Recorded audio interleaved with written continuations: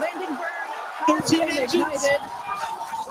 We're now down to 3 Raptor engines. We can see those chopsticks now in the air.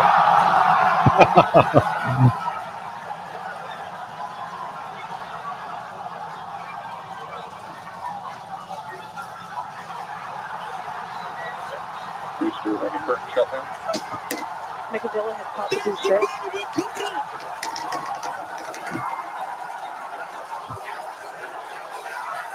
This is absolutely insane.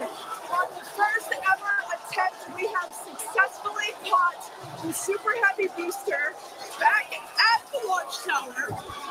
What is Are you kidding me? All right, 2 things. First of all, when I first saw that video, I thought the audio was an overlay. Like there's that meme where they're staring at the screen and everyone's like, yeah, and they cheer, and then they've made like a number of memes out of it that were not actually related to the cheering fans. I thought that's what this was at first. Okay. Second thing was my joke. Joke's on all of us. That video's just in reverse. That wasn't a rocket landing back in its pad. It was a rocket taking off. Bada bing, bada boom. That doesn't work because you can actually see from the flame that it's going the other way if it were reverse. Bottom line, there's a certain freedom of not being a part of like big enterprises when you're a solo practitioner. It's a little bit different than when you're working at a big law firm. And when you work at a big law firm, you got to go to Christmas parties. You got to go to the 5 à 7, the wine things from 5 to 7. There's a lot of pains in the asses about being involved in a big organization. But my goodness, that type of celebration and teamwork, it's amazing. The internet is oftentimes a place of darkness. You know, it's a place of where you're seeing violence and terrible videos on the internet. And then occasionally you see something like that that celebrates teamwork, human ingenuity, human awesomeness. And then the other one that I saw last night also, sitting there, not alone. I got one kid here. My wife is away for the week. I'm watching Get Him to the Greek, reveling in the predictive patterns of P. Diddy's behavior in that movie. And then I come across a video on Twitter of a doctor reviving a newborn baby who was blue. I guess, the baby wasn't breathing. This doctor just meticulously, calmly brings it into a room, starts massaging its heart, sucks out the, breathes in. And then the baby you can see the baby turn pink in the video and starts crying. And then the doctor, after a minute and a half, 2 minutes of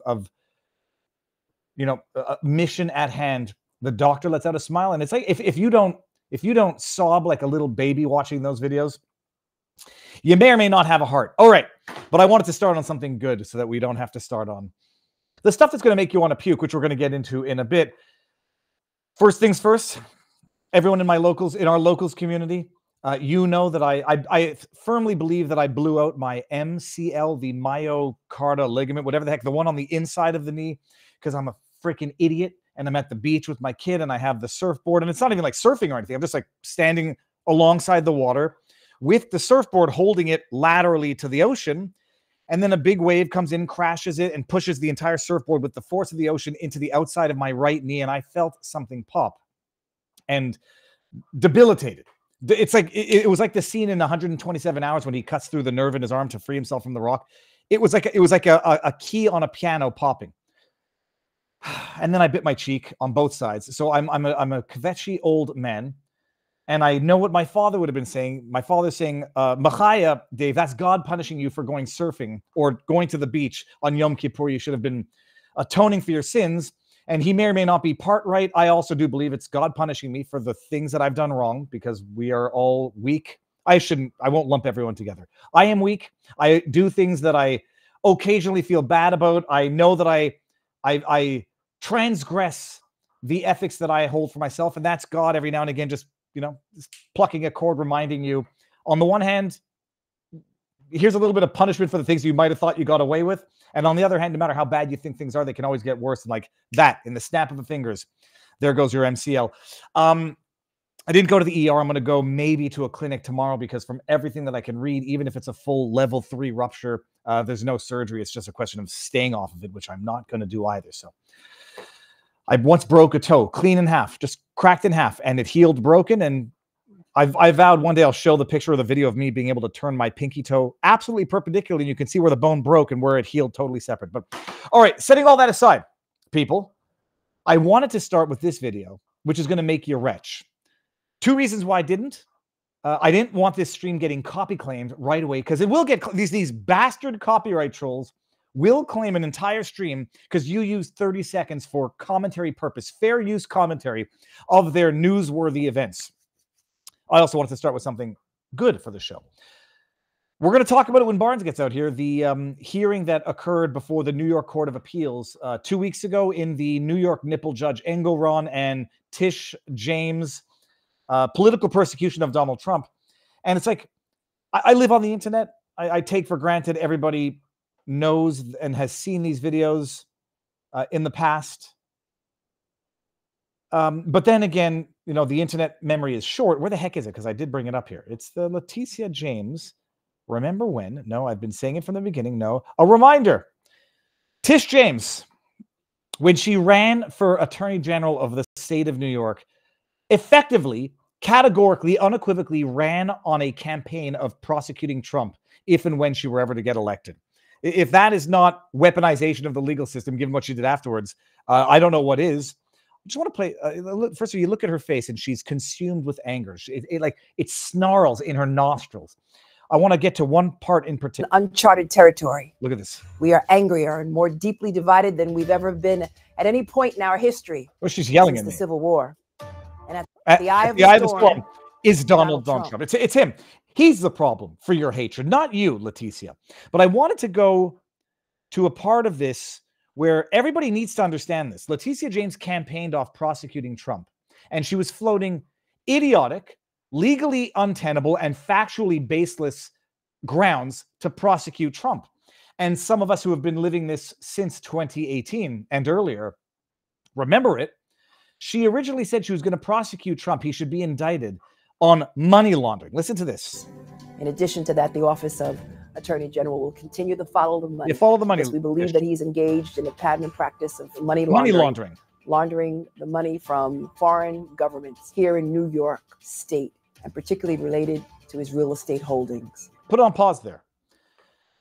Tish McJames, along with her partner in crime, literally, New York nipple judge Engelron, her original theory upon which she was going to prosecute Trump if and when she was elected on the promise of prosecuting Trump was that domestic banks weren't lending money to Trump.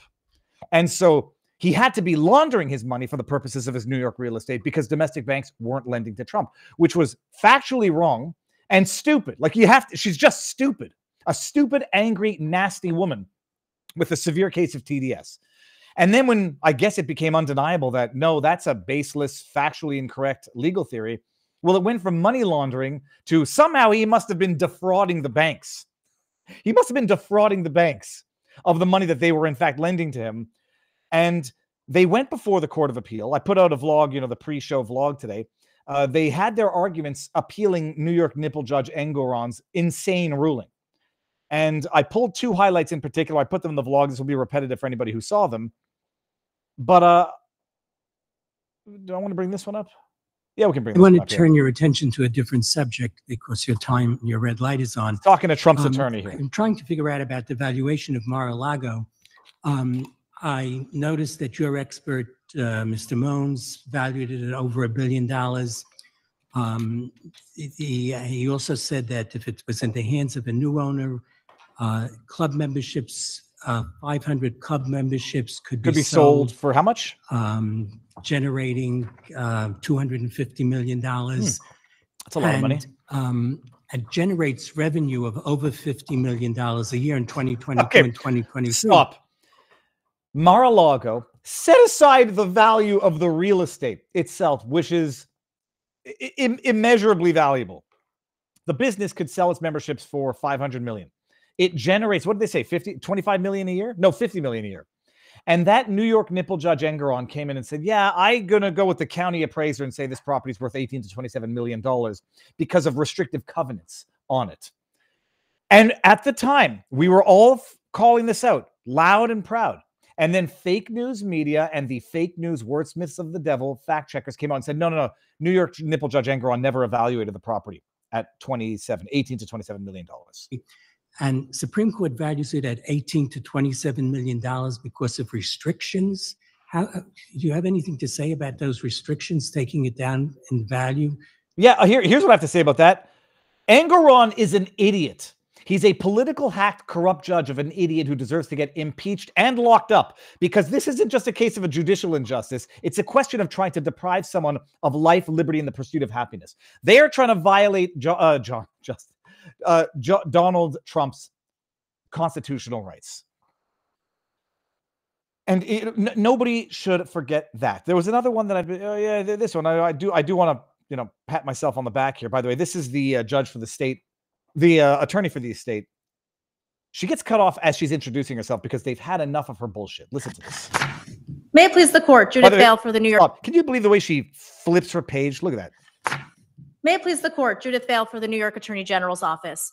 All of the defendants repeatedly violated. Ms. Vale, can you identify any previous case in which the Attorney General sued under Executive Order 6312 to upset a private business transaction that was between equally sophisticated partners? Equally sophisticated the partners. The victim had the ability and legal obligation to discover the victim had the legal obligation to discover, do their own due diligence. What I've been saying from the beginning, you think the bank got into this without doing their own due diligence? Sorry, I'll interrupt the questions. No more. Allegedly misrepresented matters by conducting its own due diligence, where the supposed wrongdoer advised the supposed victim through written disclaimers to conduct its own due diligence and to draw its own conclusions. Look at this guy right here.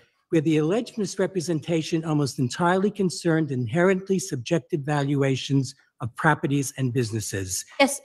And where the victim never complained about any fraud in the transactional losses from it. Stop. I'll actually correct you there, Judge. The victim, the alleged victim, the bank did complain. They complained they can't do business with Trump anymore.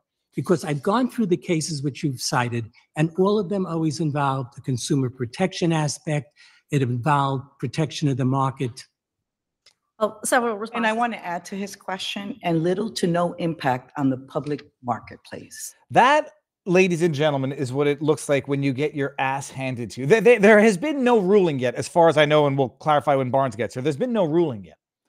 But you can't really have much more of a spanking of a legal question that it doesn't presuppose their conclusion. It basically illustrates their skepticism with what has occurred here.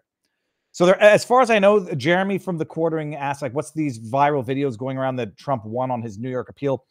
There hasn't been a ruling yet. We're going to get into it when Barnes gets here. Now, before Barnes gets here, and actually before we even get into the intro story that I wanted to get into, I want to say thank you to our sponsor of the evening, 5G Free, people. Speaking of corrupt government, let's be honest, people. The government's track record of telling us the truth is about as reliable as a politician's promise. 38% of the U.S. population, that's over 117 million people, live within 50 miles of a nuclear plant. Don't worry, everything's fine and good. As they say, the same thing they said with tobacco, asbestos, lead, paint. They've got a long history of pretending everything is fine until it isn't. Meanwhile, they've been quietly hoarding Radio Guard Ace since 2003. Why? Because when the radiation hits, the stuff flushes out the dangerous junk from your system. Funny how they're prepared, but we're left to trust the same people who thought lead-filled toys were a good idea. That's why 5G Free includes Radio Guard Ace in their radiation emergency kit, plus meds for nausea, radiation monitor, so that you know what's really going on instead of waiting for the official report, quote unquote. Go to 5gfree.com. Promo code Viva gets you 15% off with millions near potential risks. Why roll the dice when you can actually be prepared?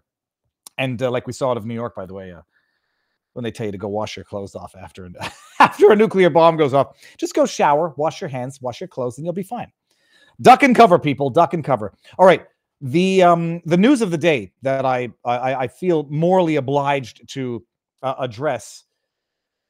Can we get rid of these freaking ads here? This garbage. There was allegedly, potentially, a third. Well, I guess it's a third, fourth, fifth. Another foiled assassination attempt. Apparently, allegedly, potentially on Trump at Coachella, where he held a massive rally over the weekend. And I'll say why. I get a DM. It says, Viva, you might want to check this out because you might have had a selfie with the accused if it's the same person on their Instagram page. And we'll get there in a second. Armed man outside Trump's Coachella rally, and sheriff says it was possible third assassination attempt. People are saying, no, it's the fourth, fifth, sixth, because there was an arraignment. It's another one, allegedly. A few things don't make sense about this story, but we'll get there. Local cops arrested a man outside Trump's Coachella rally on Saturday. Local sheriff said it might have been an assassination attempt on the president. The suspect, identified as 49-year-old Vem Miller, was caught at a checkpoint a quarter mile from the rally with fake VIP passes to the rally, fake press passes, as well as unregistered weapons, including a loaded gun, a handgun, and a high-capacity magazine. Okay. Miller did not have a valid ID when he was stopped at the rally checkpoint and was detained after police searched his vehicle and found the weapons.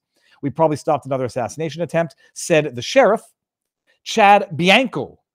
Okay, so let's get into where I start to have a lot of questions. However, law enforcement sources told the Post that the FBI does not believe this was an assassination attempt and the former president's life was never in danger.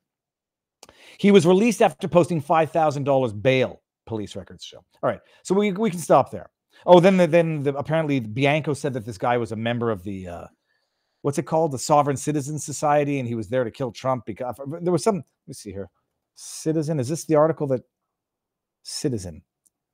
Oh, there was one that said he's a member of a far right group, whatever. I got some skepticism about this because, and for no other reason than it didn't make sense. If this is a failed assassination attempt, they're not releasing a guy on $5,000 bond. Do I think that this might have been an attempt to vilify right-wing groups? Maybe, but here, let me bring this up here. Apparently, I ran into this guy in Milwaukee, because the person who said, Viva, you might want to look into this, and then sent me a picture of us apparently having taken a selfie in what appears to be Milwaukee. And I'm like, oh, okay, I'll look into this. The individual described themselves, if it's the same Vem Miller as on their Instagram page, the individual described themselves as a journalist, a documentary filmmaker. Was this the one here? Third assassination attempt. Here we go. This is what from another article. Bianco told the Southern California News Group on Sunday that he believes Miller, who he said is a member of a far right, a right-leaning anti-government group, planned to kill Trump, and that deputies thwarted the plan when Miller presented fake ID. A member of a right-leaning anti-government group.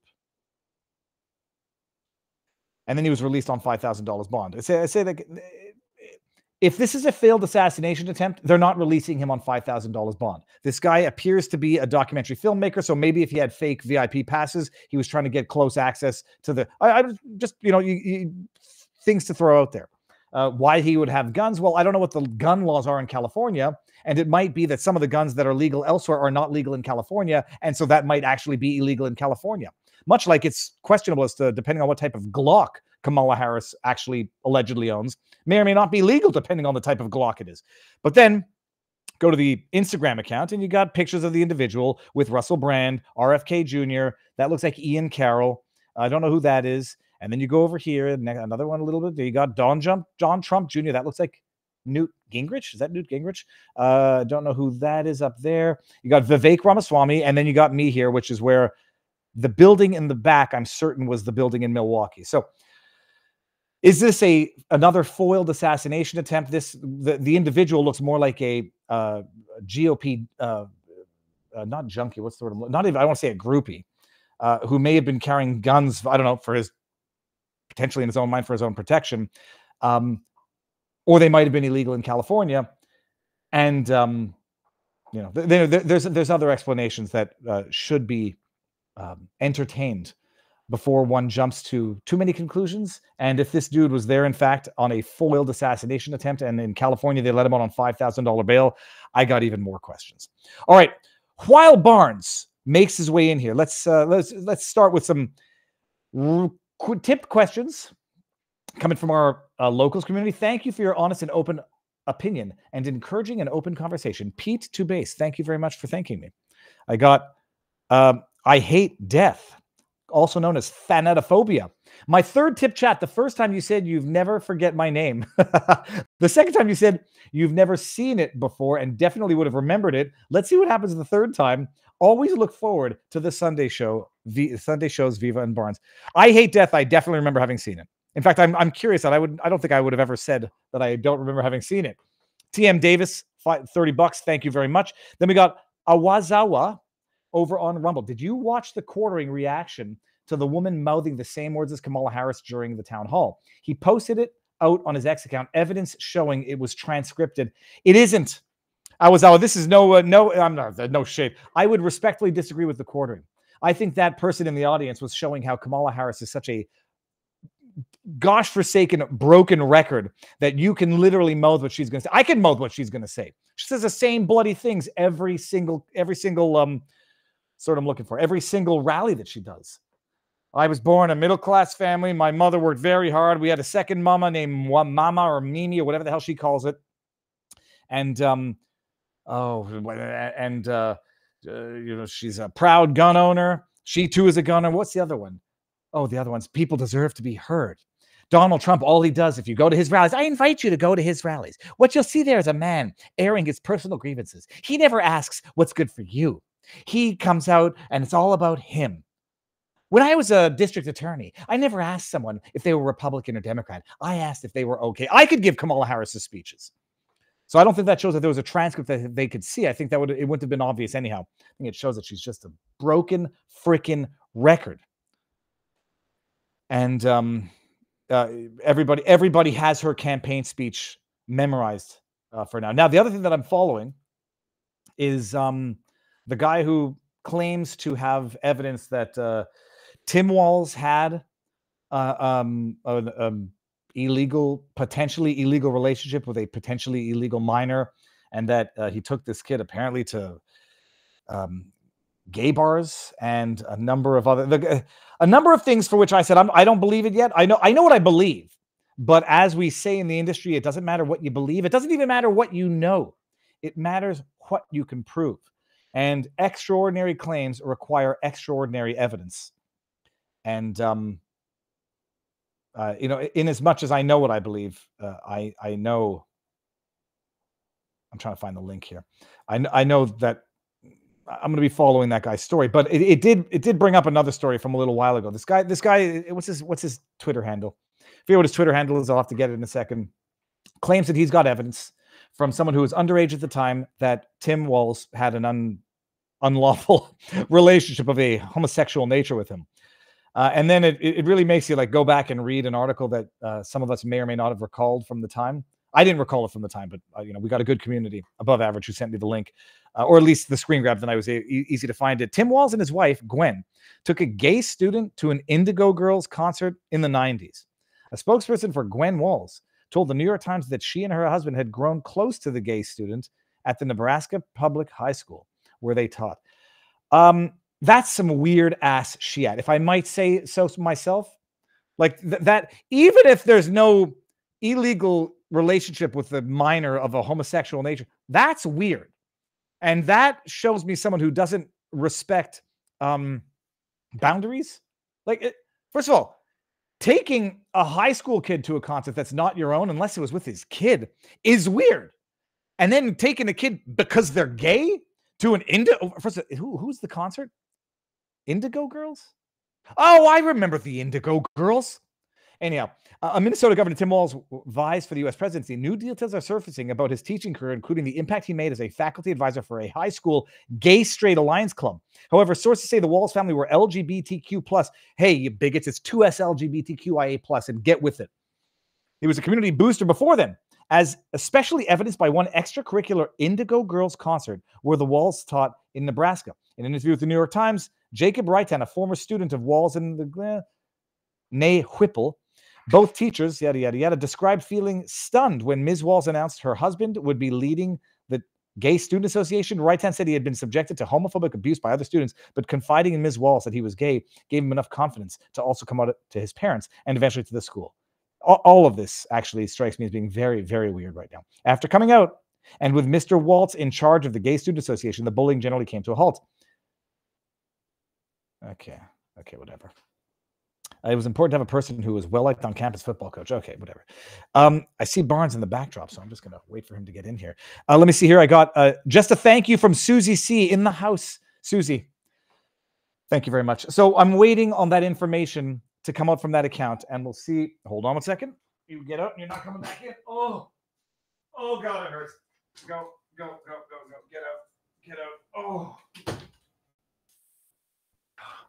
Oh, there we go. That was it. I turned my foot. Okay.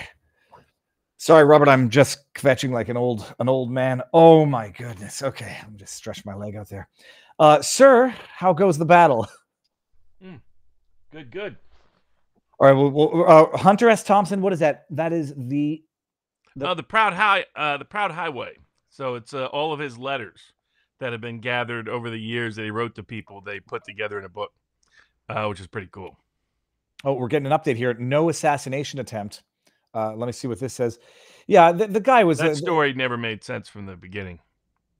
Yeah, it says, okay, here, let me, if I may actually just bring it up real quick, because I don't know if this is true, but this seems to be the latest from Mindy MF. It says, the man they just arrested for supposedly trying to... He's a good friend and business partner for America Happens, Vem Miller. Vem had just exposed a huge deep state cover-up involving the feds and the Bundy Ranch scandal. So I firmly believe this is 100% some kind of setup in retribution for exposing it. That or Trump's security team is a bunch of dipshits trying to make up for how badly they feel. No, they denied that it was an assassination attempt. There isn't a universe his intention was to kill Trump. He's worked too hard in this movement to expose deep state and all the people against him. If he had guns in his car were illegal, whoop-de-fucking-do. As a pro-Second Amendment, ask me if I give a shit about it. All right. His Instagram feed, he was at Milwaukee. I mean, he's arm in arm with Vivek Ramaswamy and RFK Jr. Didn't make sense that they let him out on $5,000 bail if that were the case. Robert, I'm not stupid, right? If this were a bona fide assassination attempt, dude doesn't get out of jail for a long time. There's no evidence of that. Just he showed up at the Trump rally and he had guns in his car, and his guns, because California, they're saying he didn't have a permit for him. I mean, that's all it was. And then a local sheriff wanting to look like a hero. All right, good. Robert, so well, what do we have on the menu for tonight? We got a lot. We got you already discussed it partially, the Trump New York appeal. Had oral argument as well this past week. Unfortunately, you can't go back and look at the videotape because the court prohibits it. But some people got to watch it live. The Amos Miller, the Amish farmer that the government, state of Pennsylvania, is still trying to shut down. And amazing what judges know and still don't know in today's America. But we'll get into that as we dive into that argument. Banks getting caught being the principal and primary facilitator for drug cartels in the United States. A couple of big election cases, one concerning the non-citizens being on the voter rolls. The most recent suit is the Biden Justice Department suing Virginia to require those non-citizens to be placed back on the voter rolls. And then a related kind of election case, Senate candidate, Democratic Senate candidate Ruben Gallego from Arizona was trying to keep secret his divorce file, including what was public record or should have been, but had been sealed for years. And that the Arizona Court of Appeals made a decision on that case. The court clerks in California are talking about going on strike, which would make it impossible for the courts to function. That's a whole new animal these days. The top issue voted on by the board at the poll is the J6 informant scandal, the latest scandal to arise out of that case, out of the J6 cases. The bake the cake guy finally gets a little bit of relief, though for procedural reasons rather than substantive reasons. He'll be back before the court sooner than later. The big Second Amendment win out of the state of New York, a big win to prohibit vaccine mandates out of the Ninth Circuit Court of Appeals, affirming a Montana state law that had previously been enjoined from enforcement. And then a couple of crypto cases. We have a major crypto.com suing the Biden administration over their effort to suppress crypto.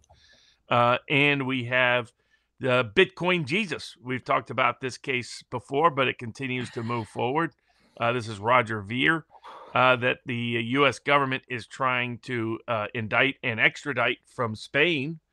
And it raises many disturbing issues in the continued political lawfare by the Biden administration against crypto. But it goes further than that because they're trying to establish the means of criminal enforcement to create a new property tax in the United States through the Roger Ver Bitcoin Jesus indictment. So it's not only punishment for his efforts related to Bitcoin, not only part of the lawfare that the Biden administration continues to engage in against Bitcoin, an extraordinary effort. It's also an extraordinary effort to make new tax law through the criminal justice process by imposing a property tax on people that's unconstitutional, flatly, but saying if you didn't pay it, we can put you in prison for it. So it's part of their ongoing operation. It's one of the objections made by Crypto.com in their suit against the Biden administration, is the effort to use lawfare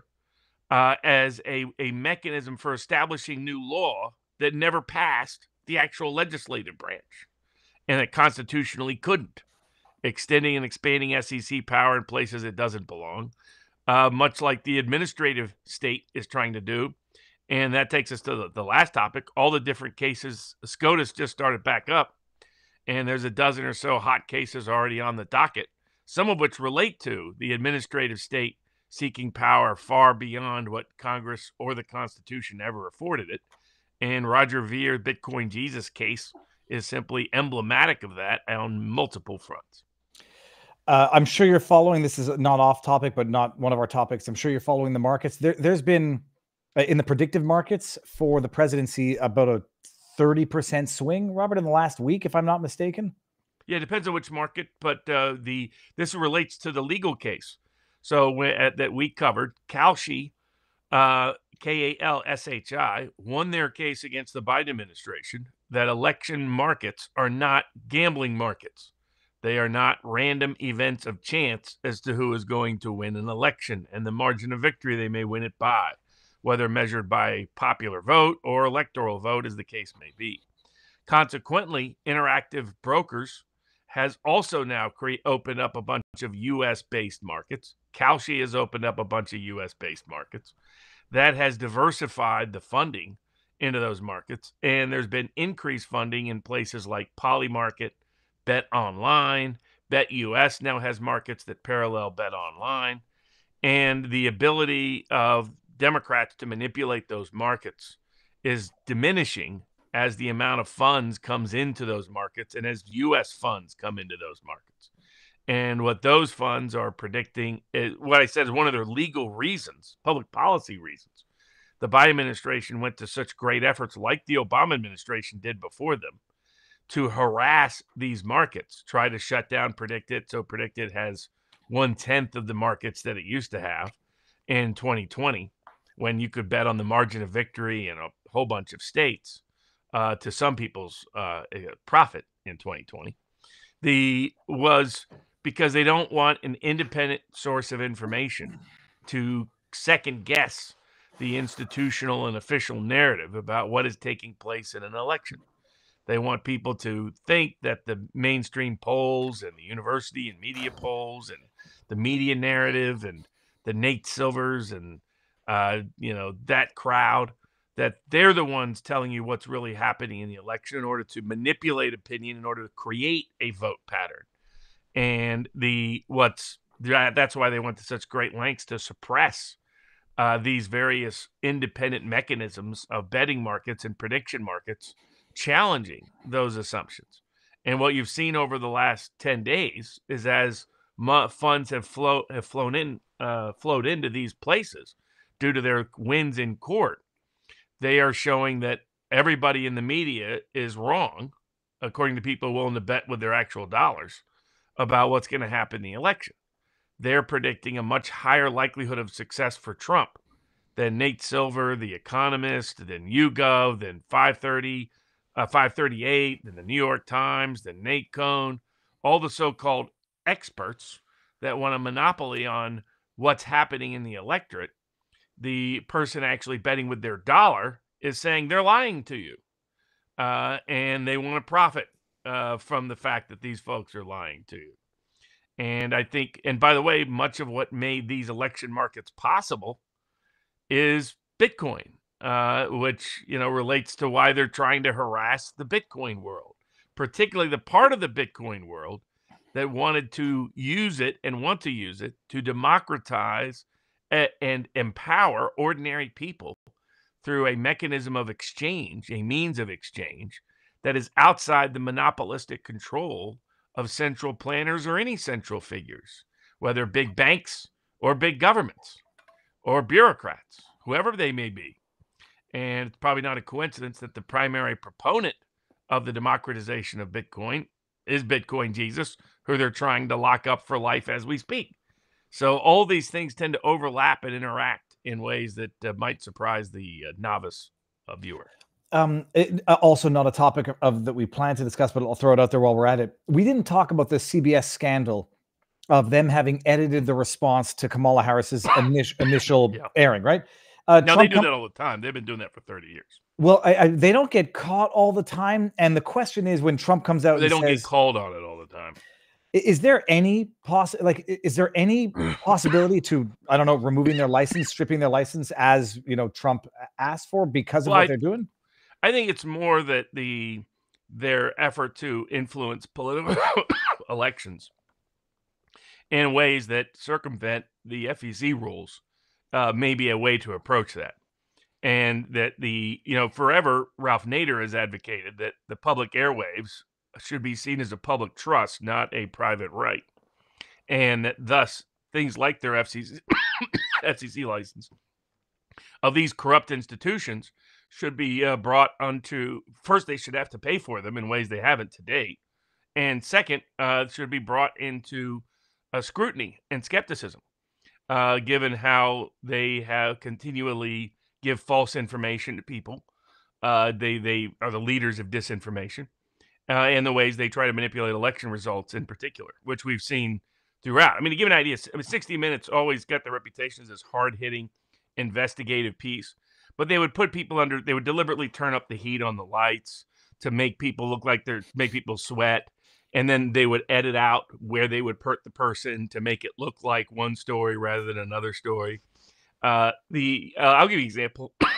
Years ago, I had a client, Joe Bannister, IRS agent, who turned whistleblower, who they went out to interview, and they said they wanted him to look like a real family man.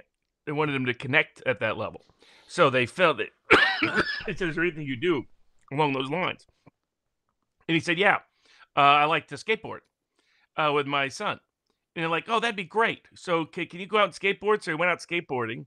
And when when they did the 60 Minutes ad preview and show, they said, here's this person taking tax advice that's challenging what's happening in the tax system.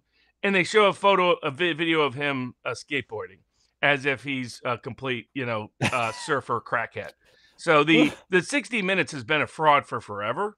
It's just, they got exposed as a fraud on the left when they went in the tank for big tobacco because of how corporate owned they are. The right has known 60 Minutes as a fraud for going back to when they ambushed George W. Bush in 2004. Putin, of all people, has mentioned this. So the idea that 60 Minutes, but what it is today, they have no credibility. Everybody kind of recognizes outside of the partisan left that they're just a hit machine. They're just a propaganda platform that's useless. They continually advocated that everything was fake and the Hunter Biden laptop was fake throughout 2020, and have yet to apologize for it. They're just not a serious organization anymore. They're a shell of whatever they could have been, and in truth, they were always a partisan organization. They now are just not even good at pretending to be otherwise. Leslie Stahl, that was the name of the woman I was looking for, Leslie Stahl. Yeah. And also, I'm thinking back to the Katie Couric. It wasn't 60 Minutes, but where she edited, edited a delay to make it look people who were supporting Second Amendment rights had to hem and haw and pause on an answer. It's so offensive because if anybody in alternative media did that, edit a different answer to the question, I think they'd be sued. They would find a way to sue someone for doing that. And 60 Minutes, I want to believe that it wasn't always this bad, but I suspect it always was, and I just never knew.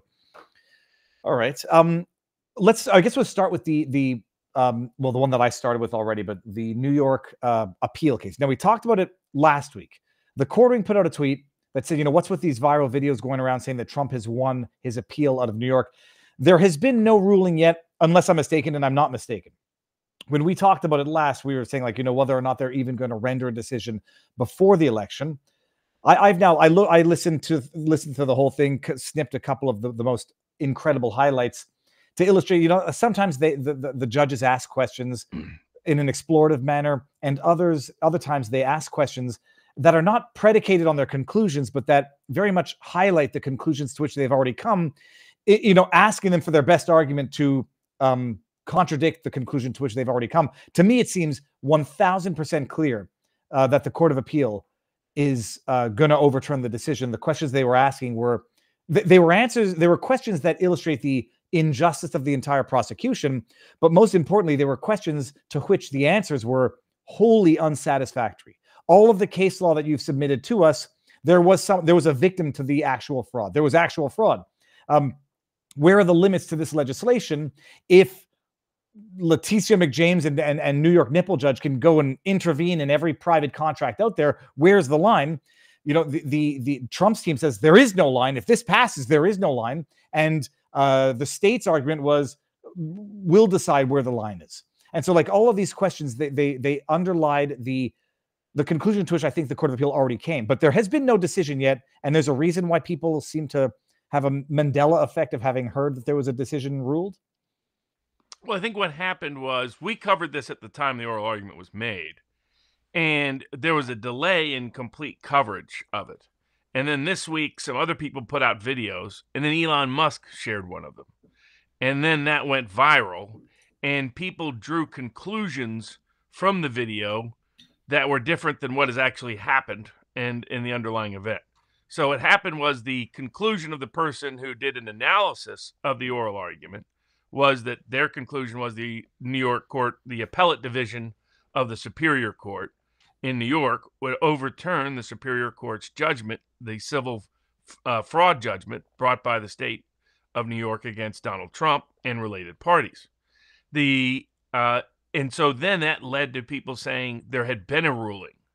I also saw some confusion, like people were like, oh, they're going to sanction the state's lawyers, and they talked about that. I was like, I watched the oral argument. I don't remember anything about that. What they were talking about is how Trump's team was sanctioned for having made arguments to preserve objections. And that's another one. We're like, how do you, just so everybody appreciates this, Trump's team was preserving objections. And I didn't pick up on this from back in the day, but Engoron apparently sanctioned the judges, the lawyers, for having preserved Trump's objections, arguing that, and this was what the woman said when, in defense of the state, well, they were sanctioned not for preserving the objections, but for reiterating argumentation and resubmitting the same filings in case law while they're preserving objections. And they're like, yeah, that's what we have to do. And it sounded like the Court of Appeal was amenable to that explanation and the absurdity of sanctioning lawyers for doing their jobs, which only illustrates nipple judges' prejudice in this entire case.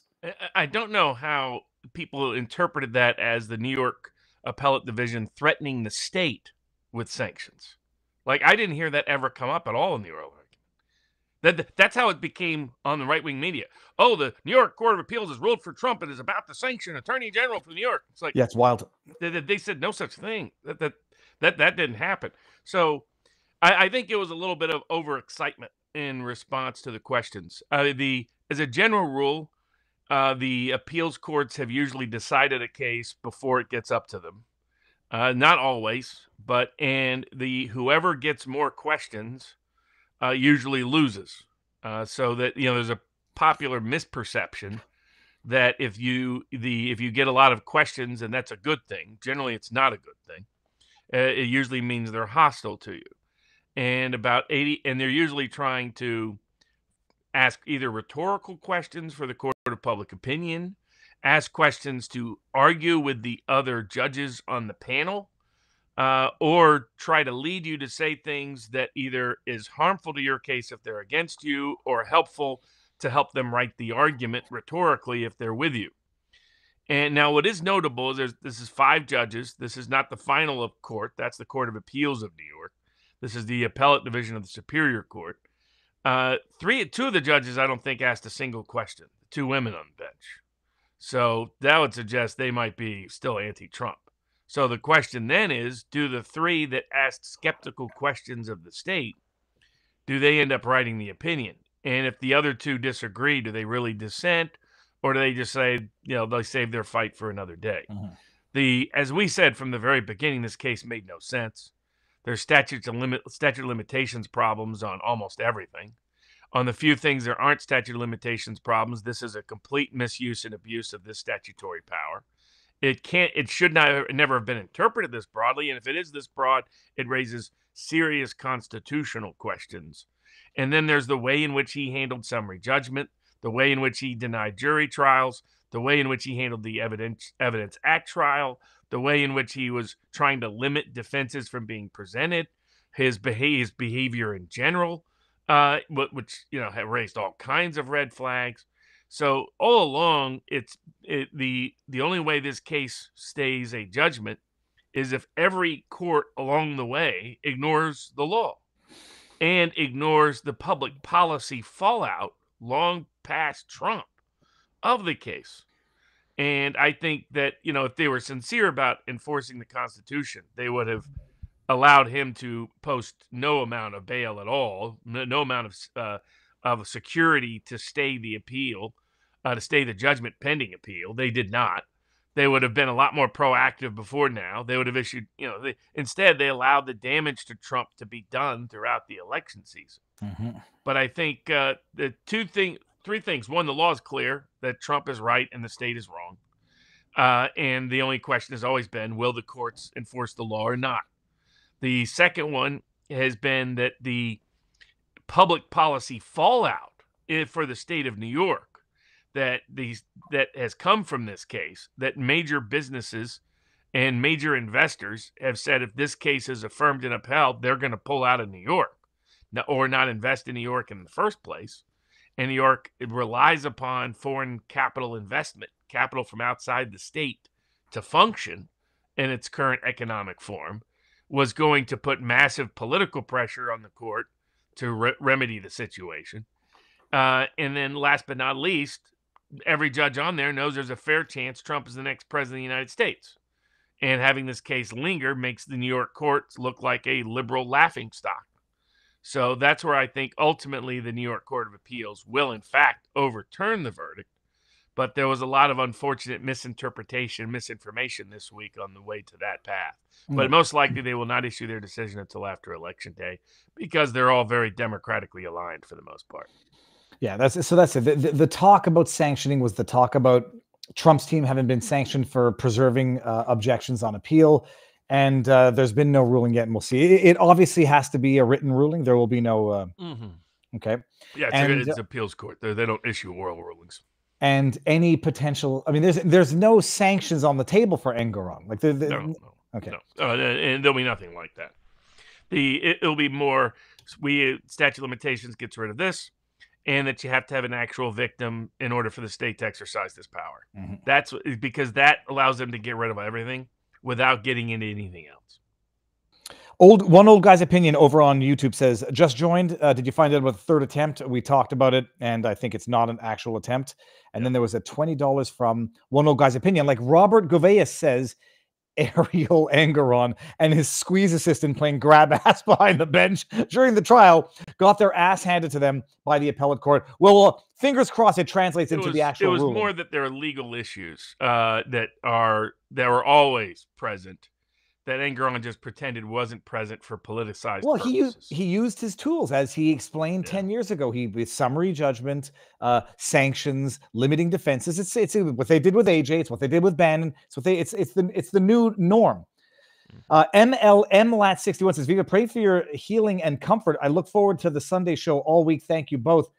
Yeah, it better heal fast because Viva doesn't like being incapacitated. Cheryl Gage says, third attempt at Trump. We got to that one as well. And then I think we got to both of those. And hold on, there was we're going to get to all of this in a bit. But Susie C back on VivaBarnesLaw.locals.com. I'm in California. Can I drive to Vegas and bet on political bets via Predicted or some other betting platform? You can do that anywhere in the country. Yeah, Predicted you can do anywhere in the country. Kalshi, you can do anywhere in the country. How do you spell Kalshi? Interactive Brokers, you can do anywhere in the country. And you can also do the other ones. It's just a little because it's not illegal for anyone to place a bet on the election. It's only the Biden Justice Department, the Biden administration, has made it annoying to receive it for the person receiving the money. And so they usually request it be done with Bitcoin or crypto, whether it's Polymarket, Bet Online, Bet US. Many of these have strong ties to the U.S., market in the U.S. Solicit people to place bets with them. They just don't want to deal with the U.S. banking system and a lot of the harassment that's affiliated with it, including the credit card companies. So they encourage you to use Bitcoin. I encourage you to use Bitcoin because it's a great independent tool that can free up yourself as well as others down the road. So I think it's useful just to get familiar with it anyway. But if you don't want to go that path, you can be anywhere in the country and easily process a bet at Kalshi, at Interactive Brokers, or at Predicted. I've never, Robert, you shouldn't have introduced me to this. They have a lot of, lot of markets. It's really a predictive market. The goal is to use the predictive market methodology to help provide information to the real world. And so that's part of the point and purpose of its existence. Let me see here. I noticed too, because I immediately go to the ones with the most radical odds for winning. Who will win Illinois presidential election? Donald Trump at 1%. Is there a greater than 1% chance that Trump wins Illinois? No. So it's impossible. What about California? They said they had a 5% on California. Where was it? Here. 4%, 5% for New York. Are those? No, you bet Harris. All right, even at that. All right, in those states, yeah. All right, now let's do the biggest one before we head on over to Rumble exclusively. The Jan 6. It would seem that some of the FBI informants are deleting evidence. Not that we knew this. So the trial is ongoing for William Pope, representing himself, and allegedly he's one of the Jan 6 defendants. He was seeking video evidence that I believe he knew existed because it was part of his. I don't want to say part of the charges. But no, it's because he had watched all the CCTV footage that had been available. So he saw this FBI informant filming. Okay, and so he asks for it during his prosecution, during his trial, and now apparently is it acknowledged that they deleted it, or they're just saying we don't have it, it never existed, and don't believe your lying eyes? The first claim was we don't have it, and we don't have any reason to believe it ever existed. Then he pointed out, well, here's the CCTV footage where your informant, someone that was part of the Proud Boys, but was actually an FBI informant all along, keeping the FBI apprised on a second-by-second basis what was happening on January 6th.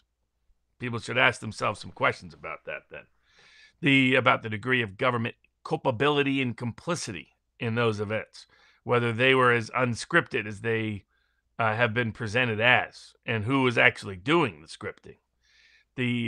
But basically, he said, hey, I have CCTV footage from others showing him filming. And so what do you mean you don't have any film? And then they came back and they said, well, he deleted it all. And he's like, well, in another case, he admitted he turned everything over to the FBI and they mirrored his device from the get-go. So why don't you check that mirrored device to see whether it's still there? Because logically it should be there. And they can't seem to come up with an answer just yet. So, I mean, it's just more evidence of that this was a systematic effort with informants, infiltrators, and instigators interspersed throughout the January 6th crowd, meant to make sure that event went the direction that it went. And their only regret is that it didn't get more violent, that they couldn't have more false claims made. They still haven't explained who put the bomb out, so-called bomb. It turned out not to be a bomb outside the Democratic National Committee headquarters and elsewhere. Everything about that smacks of an informant operation, a bogus operation. And so, that's the classic definition of a false flag, is when the wrong culprit is being identified. Not that an event did not occur, but the wrong culprit has been identified, or at least is not the exclusive culprit for the sequence of events. And it's just one more illustration and example of that, what this pro se defendant has exposed in the government, in that what it appears to be is you had an informant, part of the Proud Boys, part of instigating everything that took place, keeping the FBI apprised on a second-by-second basis who was doing what, where, and how, while encouraging them to continue to do it, and then got footage that might be helpful, and when realized it might not be helpful to the government's case, magically everything disappeared. It got deleted like they were Hillary Clinton's emails. It's outrageous. It's amazing, actually, and what a pro se defendant can do on his own, despite the monopoly that's awarded to attorneys. Before we head on over to Rumble exclusively, let me just read a few here because I see King of Biltong is in the house. Dianag1234 says, my sister-in-law has kept her dental on FEMA and her other receipts from the government immediately offering to take her land. How will it help her in North Carolina? Oh, my sister-in-law has kept her dental of FEMA and her other receipts from the government immediately offering to take her land. How will it help her? I couldn't venture an answer, but King of Biltong. Biltong is one of the most protein-dense foods in the world, packed with B12, zinc, iron, creatine, and more. Need a healthy, high-protein snack? Get yours at BiltongUSA.com. Viva 10 for 10%. It's delicious stuff, people. And then we got, have you seen that Elias is threatening lawyers that work for Trump? I haven't seen it, but that's just par for the course. Well, this is that committee. Remember that 65 committee or whatever they are? They're putting out anybody that helps Trump might get disbarred. So that's what that committee or whatever they are. That's who that is. As an intimidation tactic. If any lawyers speak up or advocate for Trump related to the election. All right, I'm going to give everybody the link to either Rumble or Locals over on YouTube. And before we get over here, there's two Rumble super chats. Question: how can the American taxpayers sue both parties, Republican and Democrat, for fraudulent and treasonous representation? That is from EFI to Stroke. I don't think you can. Sovereign immunity. There is no such thing as a sovereign citizen. Sovereign citizen is another pejorative used like far-right deflective term. We will find out that the guy is a Democrat. Old guy's opinion. No, I think the guy's I think the guy might have had guns for his own protection and had maybe a fake VIP pass because he wanted to get access and was hoping to do it. And there was whatever the hell that guy was in California who wants to demonize the far right and gun owners. That's probably what I think. All right. We're going to end this and then just go over to Rumble and vivabarneslaw.locals.com. So I'm going to hit this update and everyone should come over there. We're going to talk about Amos Miller, Robert. I'm one of the losers who couldn't. I was going to call myself a swear word. I missed the oral arguments because I was doing a podcast. Oh, sorry. Before I forget, for everybody here who's watching on both platforms, Zachary Apotheker. He's the whistleblower border agent behind the new documentary that James O'Keefe is bringing out. He's going to come on Tuesday, 12:30. So we're going to have a great show then, just so everybody knows that. I'll obviously update as the week progresses, but I wanted to let everybody know. So come on over to Rumble or vivabarneslaw.locals.com, and the stream shall continue right now. So, Robert, I missed it. 7.5 minutes to plead your case before a hostile court with judges who are arguably, but not arguably, engaged in constitutional violative behavior by locking people up with the two veterinary. That was the guys practicing veterinary medicine, but we're not dealing with pregnant cows in Pennsylvania. You have 7.5 minutes to argue your case. I missed it. I heard the Bourbon with Barnes recap, but how do you think it went? And when do you expect an answer? And for those who may not be familiar with what's going on with Amos Miller, that's very few people. Tell us how it went. Yeah, so Amos Miller is a fifth-generation Amish farmer from Lancaster County, the county portrayed in films like Witness, an extraordinary dairy farmer, and he has all kinds of food. You can get, you can get little pumpkin pies. You can get these muffins are amazing. They just sort of fall apart. The cookies are like perfectly soft. You can get all his milk products. He's got a wide range of other products. But he's one of the most popular Amish farmers anywhere in the world because of the quality of his food. He's been very dedicated to every organic method that's out there, avoiding chemicals that are not desired by people that have experienced it. Trying to keep food as close to the way we did it at our founding generation as possible. And the result has been that he has distributed tens of millions of food products to tens of thousands of Americans over more than a quarter century. And in that time frame, as the government's own witnesses admitted at hearings and trials, Not one customer has ever complained to anybody, anywhere, at any time about any aspect of Amos Miller's food. Nobody has complained about its quality, about its safety, about the accuracy of its advertising. No aspect of it has anybody ever complained to any government agency at any time in any way. Instead, everybody who's ever experienced his food that had an opportunity to testified on his behalf and said how his food was often critical, essential, and necessary for their medical benefits of they or their friends or their family or their loved ones, or part of something important or significant to them personally or religiously. It's just the highest quality food you can get. Amos Miller, organicfarm.com. You can try it out for yourself. That has not stopped the government from constant, continuous harassment. And you might ask, why is it that they're harassing a guy who's never had a food recall in his life? Why is it they're asking a guy with the best safety record of any farmer in the country? Why are they trying to put him down? Why are they trying to suppress him? Why are they trying to prohibit ordinary people from choosing for themselves what food they put into their own bodies? Well, that's a question that kind of answers itself. Because in a world of corporatized, industrialized, mechanized, and increasingly monopolized food supply that is so contaminated, we have a chronic health epidemic in the United States with food that has Lord knows what's in it. It's the kind of food that could survive a nuclear attack. It'd be that McDonald's burger or Twinkie would probably still be looking the same 30 years from now. Those people don't want the mere example of an alternative that's healthier and makes you feel better and that you like better, like Amos Miller's food products. And because he's Amish, they thought he was an easy target. The Amish don't seek legal relief or remedy in court. They'll defend themselves, but they don't sue anybody. They don't seek publicity. In fact, their religious tradition is to not be photographed, to not be broadcasted. So they thought, we're going to make an example out of him that will intimidate everybody else, and he won't be able to fight back. And ultimately, people on his behalf reached out to me and 1776 Law Center, where you can continue to follow all the details of the case. If you doubt anything I'm saying, you can go there and read the court transcript for yourself.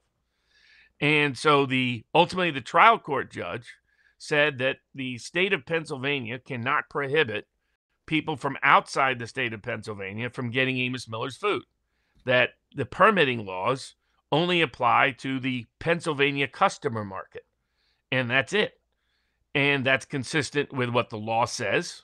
That's consistent with the Constitution of the United States, which says that states govern food for their own customers, not for the entire world, because that would raise issues under the Interstate Commerce Clause, under the Dormant Commerce Clause, under the rights reserved to other states, the rights reserved to ordinary people under the 10th Amendment to the U.S. Constitution, the First, Fourth, Fifth Amendment issues implicated in food freedom.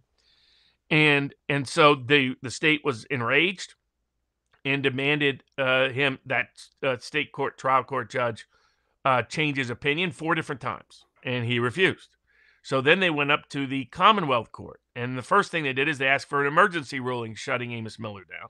The judge who presided over that argument denied it, and she was one of the 3 judges on the panel. The other 2 judges, one of them is an older judge that's been there on the bench for a while, originally ran as they're elected judges as a Republican, but seemed more of an authoritarian bent. And that's the Commonwealth Court of Pennsylvania, which was designed to be a court to check state power, has often become, they just write the checks for state power rather than be a check on state power. The third judge is the judge you mentioned. The third judge on the panel was the judge who illegally imprisoned 2 farm workers who worked on Amish farms when the Commonwealth Court doesn't even have criminal power jurisdiction, and the court didn't even have personal jurisdiction over either one of them. So you have a Commonwealth Court that has already twice tried to interfere in the 2024 election and was slapped down by no less than the liberal Democratic Pennsylvania State Supreme Court because of how they went too far. Now presiding over whether or not the state of Pennsylvania gets to shut down Amos Miller and try to bankrupt him before he ever gets to a trial on the merits of this case. We will see. What was astounding were two things. One, that there was some confusion on the court as to whether this was a preliminary injunction or permanent injunction, when by definition, it can only be a preliminary injunction. There's been no discovery in this case. Well, there's been no trial in this case. Stop there, and just to flesh that out for people who may not know, is that the criteria for obtaining a provisional or provisional, if it's the same as it was in Quebec, you got provisional, interlocutory, permanent. And there's one element that's different on all three, where on the permanent injunction, you don't have to look at urgency or anything but the merits of the discussion. On a provisional, it's a little bit more stringent than an interlocutory, but you have to look at color of right. And it's at a stage where the file itself is not completed and has not been fully threshed out, which is why the threshold to get an interlocutory provisional is higher than on the merits, which would be the permanent. I mean, how do they not know, or how is there ambiguity as to what type of injunction was being sought here? There shouldn't have been. I mean, it's obvious. In other words, they requested a preliminary injunction. They received a preliminary injunction. There's been no discovery in the case. There's been no trial in the case. There's been not even time to fully brief the case. So, but at the trial court or the appellate court level, all of that's been rushed. That's the definition of preliminary, or as they say in Canada, provisional or interlocutory injunction. And the reason for it so there's two different aspects unique to injunctions. For any injunction prior to a trial on the merits, the fear is, what if the court gets it wrong? Because the court is guessing in advance of trial what's going to happen at trial. And what if the legal standard puts a heavy premium on restoring the status quo ante. Just let's not upset the status quo. Let's not do something that if we're wrong, we can't undo it. And so you look at things like irreparable or irremediable injury. You look at public interest. You look at impact on third parties. Now, the reason the state was pretending that somehow this was no longer a preliminary injunction is because they've lost at every single stage on those other, what's called the four prongs, on those three other prongs. First prong is what's the likelihood you're going to win on the merits. That's the predictive prong. But the other three are, if we're wrong, who gets hurt? Who gets hurt in terms of the parties? Who gets hurt in terms of interested third parties? Who gets hurt in terms of the public? And the preference is to keep the status quo in that instance, the status quo before the lawsuit ever existed. Mm-hmm. And at the appellate level, it's to defer to the trial court. Say, we're not going to overturn the trial court if the trial court had any even if we disagree with the trial court, if it was reasonable what the trial court did, we're not going to interfere at this interlocutory stage. And that's what this is. This is an interlocutory appeal of a preliminary injunction, which is supposed to have the highest burden known to man for the state to prove and meet. And one of the judges, the same judge who handled the emergency injunction, appeared very aware and cognizant of that. The other two judges, it was far less than clear they were cognizant. It's the most frustrating thing on earth, where like it only impacts the evidence that needs to be adduced before the judges, and they're somehow like, oh, let's just skip to who's right and who's wrong, and not the three other criteria, which are typically weighed in favor of the person to get the person who satisfies those criteria. Extraordinary. Even though the local Lancaster press continued to report false information as they engage in a defamation campaign against Amos Miller, because they know Amos Miller's Amish, he doesn't sue. So they can defame and libel him without consequence. That's why they keep doing it. In fact, this whole case started by the state falsely alleging that Amos Miller's food product had caused somebody to get sick. And it was all false. They've had 10 years of investigating him. They've lied about him for years in these other cases. Then when you investigate, you find out there's no grounds for it. We get to the hearing. Well, where are these witnesses that supposedly got sick from Amos Miller's food? Guess what? They're not there. And the judge says, like, where are these people? You had me sign an emergency injunction that shut him down for 6 weeks because you told me there were these people that were badly sick. Well, where are they? And the state was like, well, they're not here yet.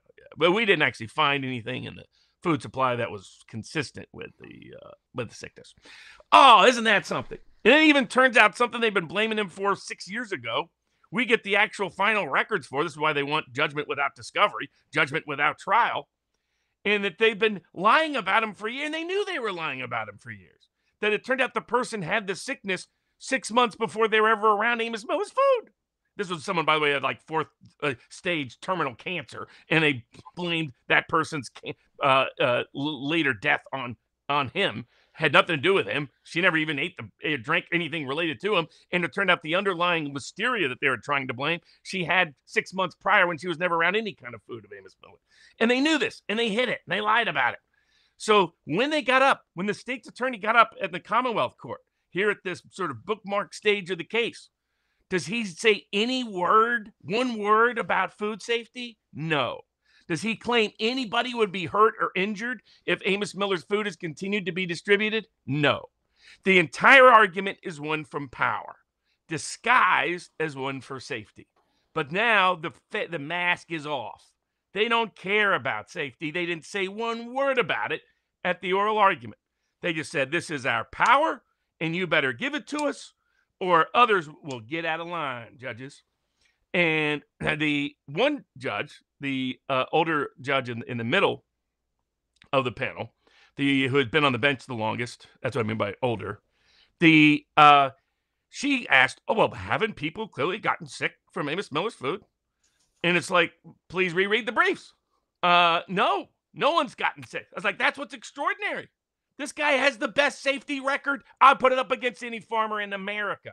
Definitely against any big industrialized food product.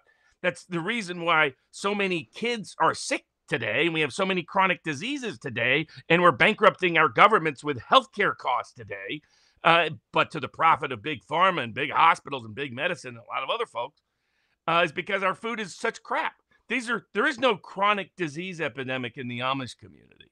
There is no record levels of anxiety and depression and stress in the Amish community. They're living healthier, happier lives than they ever have before. And maybe it has a little something to do with the fact that they eat their own food the way our founding generation ate it. And imagine being in a place today where, like one of the people on our board put it well, because they were shocked by the nature of the state's arguments. Like, they're saying our right to eat is actually a privilege, that we don't even have a right to eat. We don't even have a right to decide what goes in our own bodies. That's a state privilege dependent on their permitting. What I've been trying to figure out the entire time is Pennsylvania is now no longer even saying you can't sell this within the state because it's illegal according to state law. They're saying you can't sell it outside of the state. And I'm trying to think of something analogous, like selling drugs outside of the state would be... to give an idea, as I explained, that would make every truck driver transporting food across the state of Pennsylvania criminal. Not only that, two things. They also define the word sale to mean deliver, to mean exchange.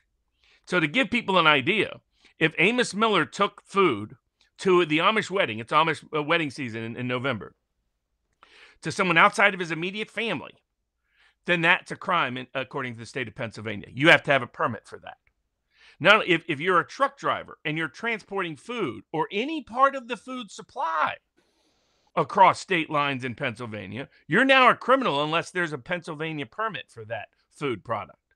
Even if you are bringing it from outside the state or transporting it outside the state. One of the defendants in this case is a West Virginia farmer who doesn't sell into Pennsylvania. But because Amos Miller has a legal interest in that farm, and they made this clear to the state, they said not only does it apply if any part of the food supply ever crosses our lines, that's illegal unless it has a Pennsylvania permit. If you are a Pennsylvania resident, it covers you anywhere in the world you ever go. If you're a Pennsylvania resident and you have a farm in France, you now have to have a Pennsylvania permit to sell the food in France. That's how insane this is. And the court is sitting there and contemplating this because that's how out of touch the Commonwealth Court is. I mean, they failed their basic task to be a check on the government. This is a specialized court in the state created for the sole and whole purpose of controlling the administrative state, of disciplining the administrative state, of limiting the administrative state, of looking out for the individual. And instead, they have become a rubber stamp of the administrative state. They should be asking these questions. I shouldn't have to be making it clear to them the consequences, the insane consequences of this decision. Because I pointed out, the state couldn't find one court case anywhere in the history of the entire country where any court had issued an order like this that said you, a farmer, cannot distribute your food or exchange your food without a state permit to anybody outside your own family. I mean, and by the way, there's a separate food destruction order where they're destroying food that says he can't even feed his own family. He can't even feed can't feed himself, his own farm food, can't even feed his own pigs. That's how nuts this is. This is the biggest and most precarious power grab in the history of food politics in America. And we'll see if the Commonwealth Court has common sense or not, because it's clear what the statute is intended to be.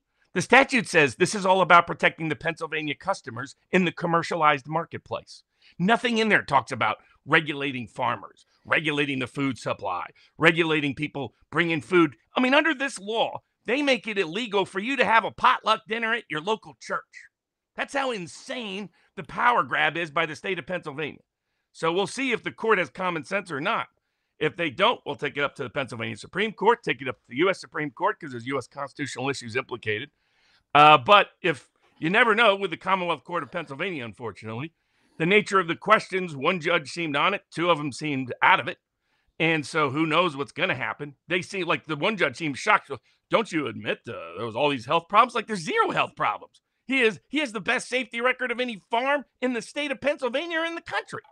They had 10 years to prove one single person out of the tens of thousands that have eaten his food have any complaint, and they couldn't find one. And yet you have a judge that's, snoozing at the wheel, getting to decide the power of our freedoms in America. So it's why, people running for state office in Pennsylvania should be talking about this issue. And the Pennsylvania state legislature should be improving on this issue. There's probably going to be a shock come election day in Pennsylvania for the institutions in power there as to who is going to win on election day. Part of it is because of what they're doing to people like Amos Miller. But if you want to figure it out for yourself how good his food is before the government tries to prohibit you from even getting it, AmosMillerOrganicFarm.com. I want to see what the Pennsylvania prediction is. I'm looking here. I thought there was Wisconsin and Ohio and Georgia and Arizona. Robert, sorry if I looked like I was laughing.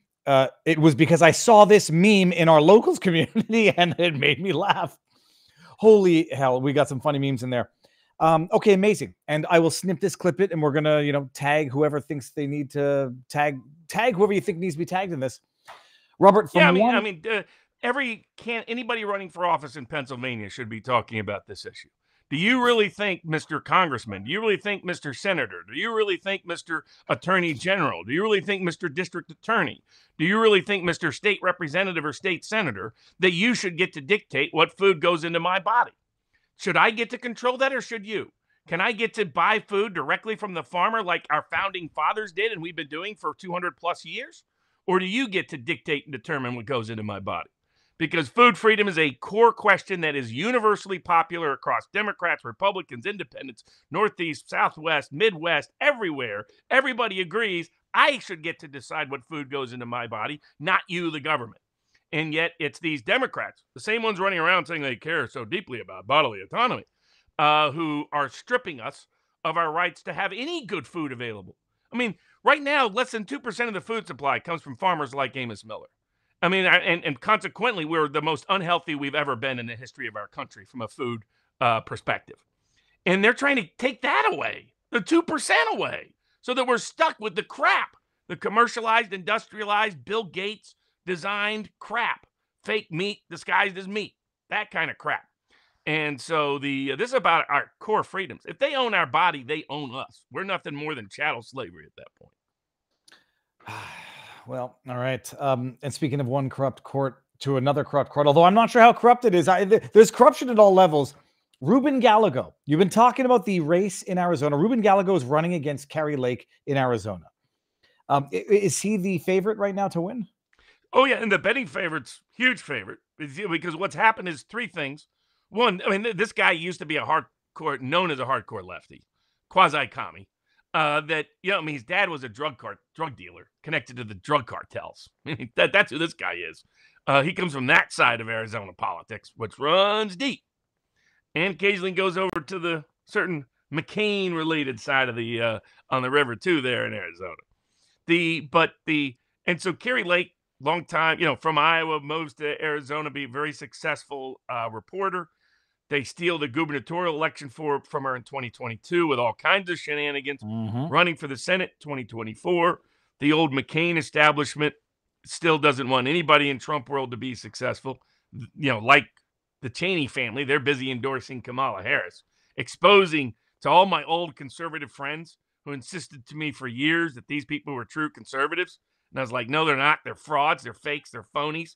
They're corporate whores. They're war whores. That's who they are. Like, no, Robert, you don't understand. They care about the country. They love Jesus. Da, da, da. And then they see Dick Cheney and his and the daughter and the McCain family endorsing Joe Biden, now endorsing Kamala Harris for president. So they can start writing those apology letters. But so Carrie Lake is a telegenic, charismatic, well-liked, natural for the modern media environment, and for that reason terrifies all the right people. I first heard I feel like such an idiot. I had never heard the word telegenic before, but I would always use photogenic.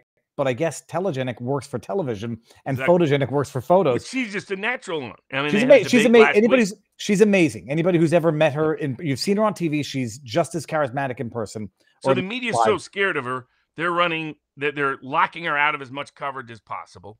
Running as much they're basically what they're doing with Kamala Harris at a national stage. They're doing for Gallego at a state level stage. Hiding his entire history and past. His ideological history, his corrupt history, his personal history, his familial history, all of it, and making up like he's like Tim Walsh, going out pretending to be, Mr. I love to shoot pheasants, the kind of guy. Hopefully Gallego brings a gun when he's hunting pheasants. Something was acutely missing from many of Tim Walsh's videos, the shotgun. And then they realized how stupid it looks, so they had to show him with a shotgun again. But yeah, no doubt. So Gallego is one of the most corrupt people running for office, but the media is doing everything they're possible to suppress it. And the courts have been complicit in this effort. And because he had a divorce, and part of that divorce record is public record. It would be part of the official court record, but it was all sealed and kept secret from the world. So answer me this, because this is what I don't know. I've never done any family law in Canada. It's very rarely, what's the word? Sealed, except for identities of children. They're always anonymized with. What is the rule? I mean, the rule is still divorce proceedings are public unless there's a compelling reason to make them private. It depends on whether the record is a court record or something that simply came up in the court process. To give you an example, the discovery in America is incredibly broad. I don't know if it's as broad in Canada. I know in Europe they find it outrageous how broad our discovery process. I think it's broader, at least in Quebec. I still think it's even broader. There's no some provinces have a positive obligation of disclosure, but if it's remotely potentially relevant, disclosure will be ordered, and then unless there's a compelling reason where you have to get the court's authorization. But I think it's more disclosure in Canada than in the States. But really, I think so. I'm gonna have to at least from a European perspective, America is the most invasive discovery in the world. But basically, if it comes up out of the discovery process, the Supreme Court said in Seattle Times that a court can issue a protective order, and most of that can be hidden because it's not considered part of the court record. It's part of the private litigants getting access to things between each other. Once it's filed in court, then it becomes part of the court record. Then the court can only seal it, keep it secret from the public, if there's a compelling interest in doing so, and the protective order, the sealing order is narrowly tailored to that interest. That's the constitutional context. There's both the common law right of access to the courts and a First Amendment recognized right of access to the courts in most jurisdictions. And they're equivalent at the state level. Sometimes, like in Pennsylvania, specific requirements, open access to the courts.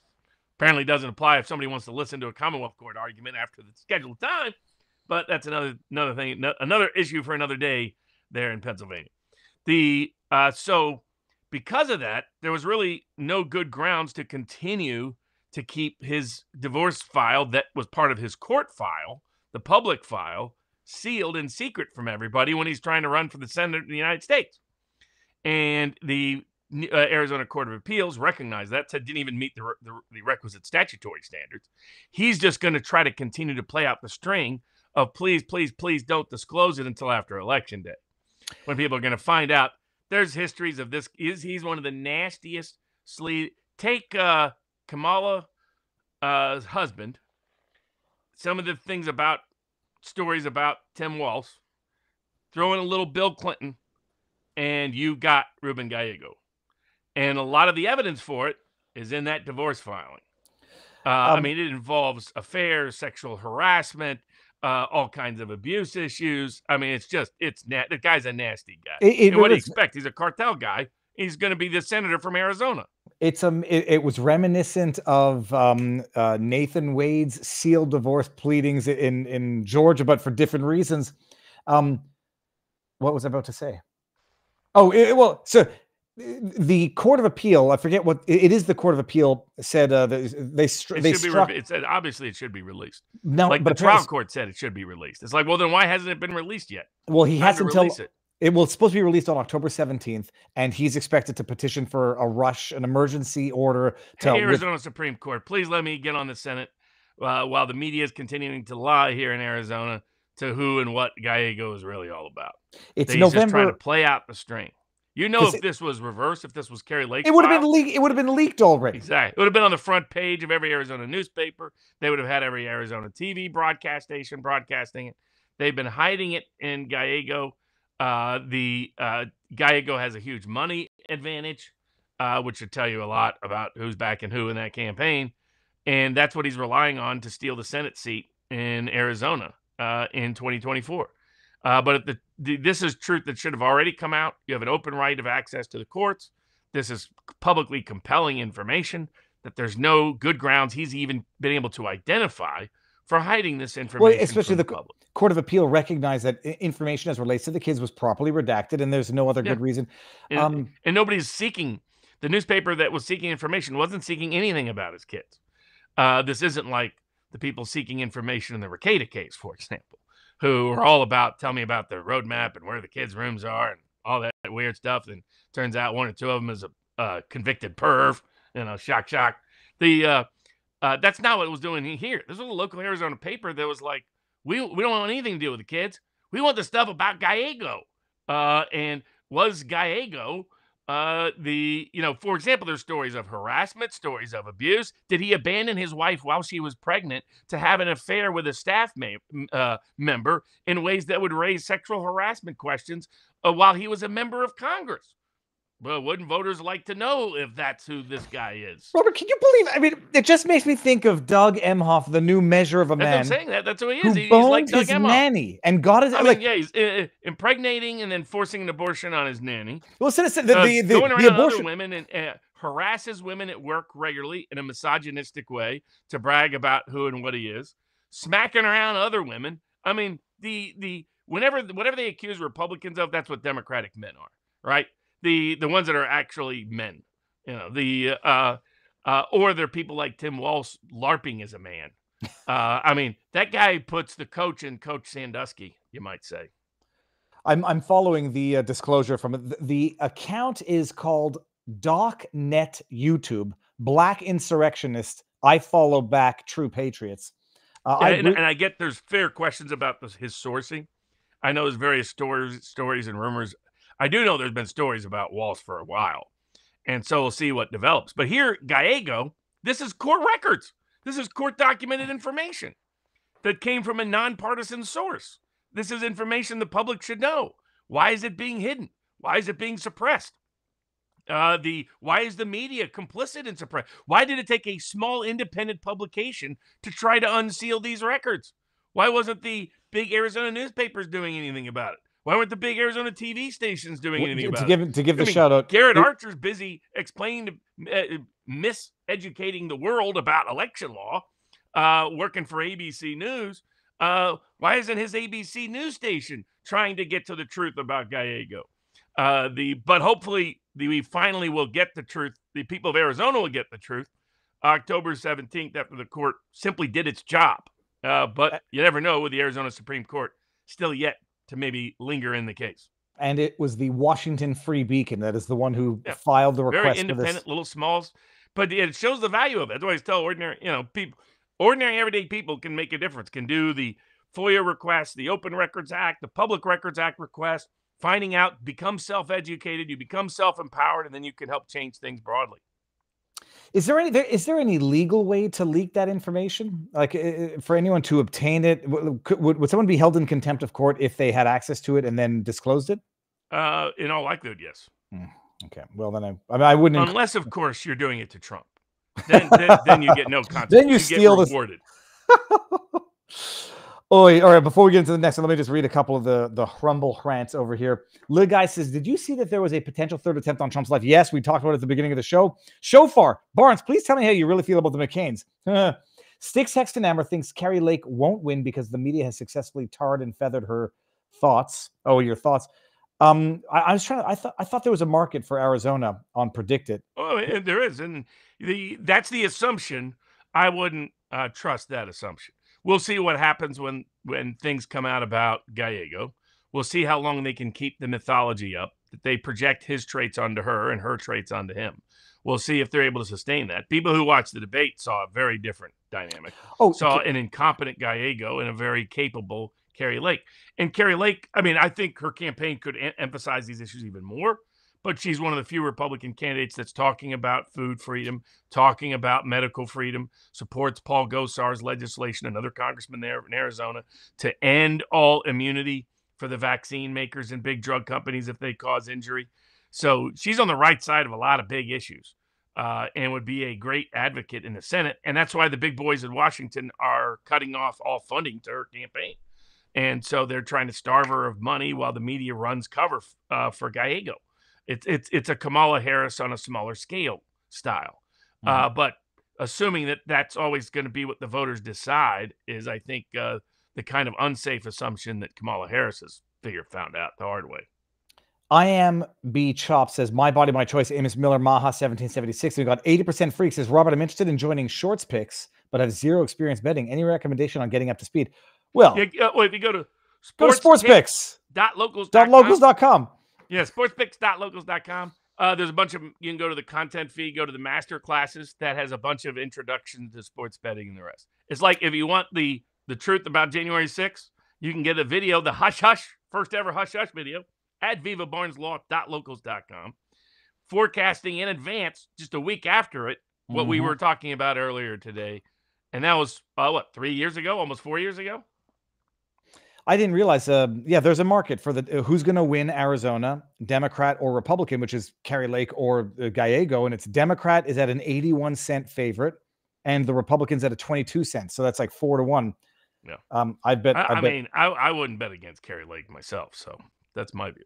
And you can double down on your bets. You could sell that the Gallego's not, the Democrats not going to win, and buy that the Republican will, and double your bet.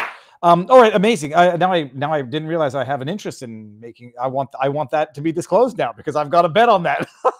Oh, Robert, you introduced me to that. You shouldn't have done it. Okay, next on the menu.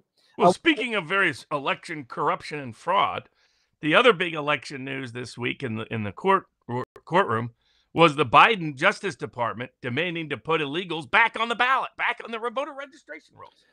You'll feel this one for me because I'm still lost on I'm still fixated on the Arizona, the 74,000 who didn't show their citizenship. What's the situation with this one, and what state is this? So it actually involves a bunch of states, but the latest one is Virginia. So what happened is Alabama, Texas, Oklahoma, Virginia was the latest one, went through and made sure that the people who reported they were not citizens on their DMV registrations were not being registered to vote. Because a lot of motor voter registration goes back to Bill Clinton. If you got your driver's license, you were automatically registered to vote in some states. And as part of that process, they ask, are you a U.S. citizen? There were a bunch of people who said, no, I'm not a U.S. citizen, who somehow ended up on the voter rolls. Quite extraordinarily. So these election officials find this out, and they're like, okay, you can't be on the voter rolls if you're not a U.S. citizen. And like in Virginia, they go through a whole protocol. They double check that, in fact, they said they're not a citizen. They reach out to them and say, has that changed? because you can still register to vote if that's changed. They ask if to confirm that, or do you want to be registered to vote? You want to contest this issue in some way. And only then are they removed. And they're still allowed to come back on the voter registration rolls if, in fact, they are a citizen. So the only people removed were people who said, I shouldn't be on the voter registration rolls. I'm not a citizen. And who confirmed that a second time through a whole administrative process. Well, so those names get removed. Biden administration starts to go berserk, and they're suing everybody. And they're suing everybody using the National Voter Registration Act. And they're completely misapplying the law. And God bless people like Garrett Archer in Arizona. They're misleading people about the law. They're just parroting Democratic talking points without actually reading the actual law. And the National Voter Registration Act simply provided they didn't want voter registrars doing mass purges of voter registration rolls right before an election based on some, a change of address standard, for example, right? They wanted it be, have something in place that's systemic, that provides an opportunity for people to correct and remedy, so forth. The Biden administration has trying to reinterpret the law to say that the voter registration rolls are frozen 90 days out. And that even if everybody agrees somebody's name shouldn't be on the voter rolls, you can't take them off, state government.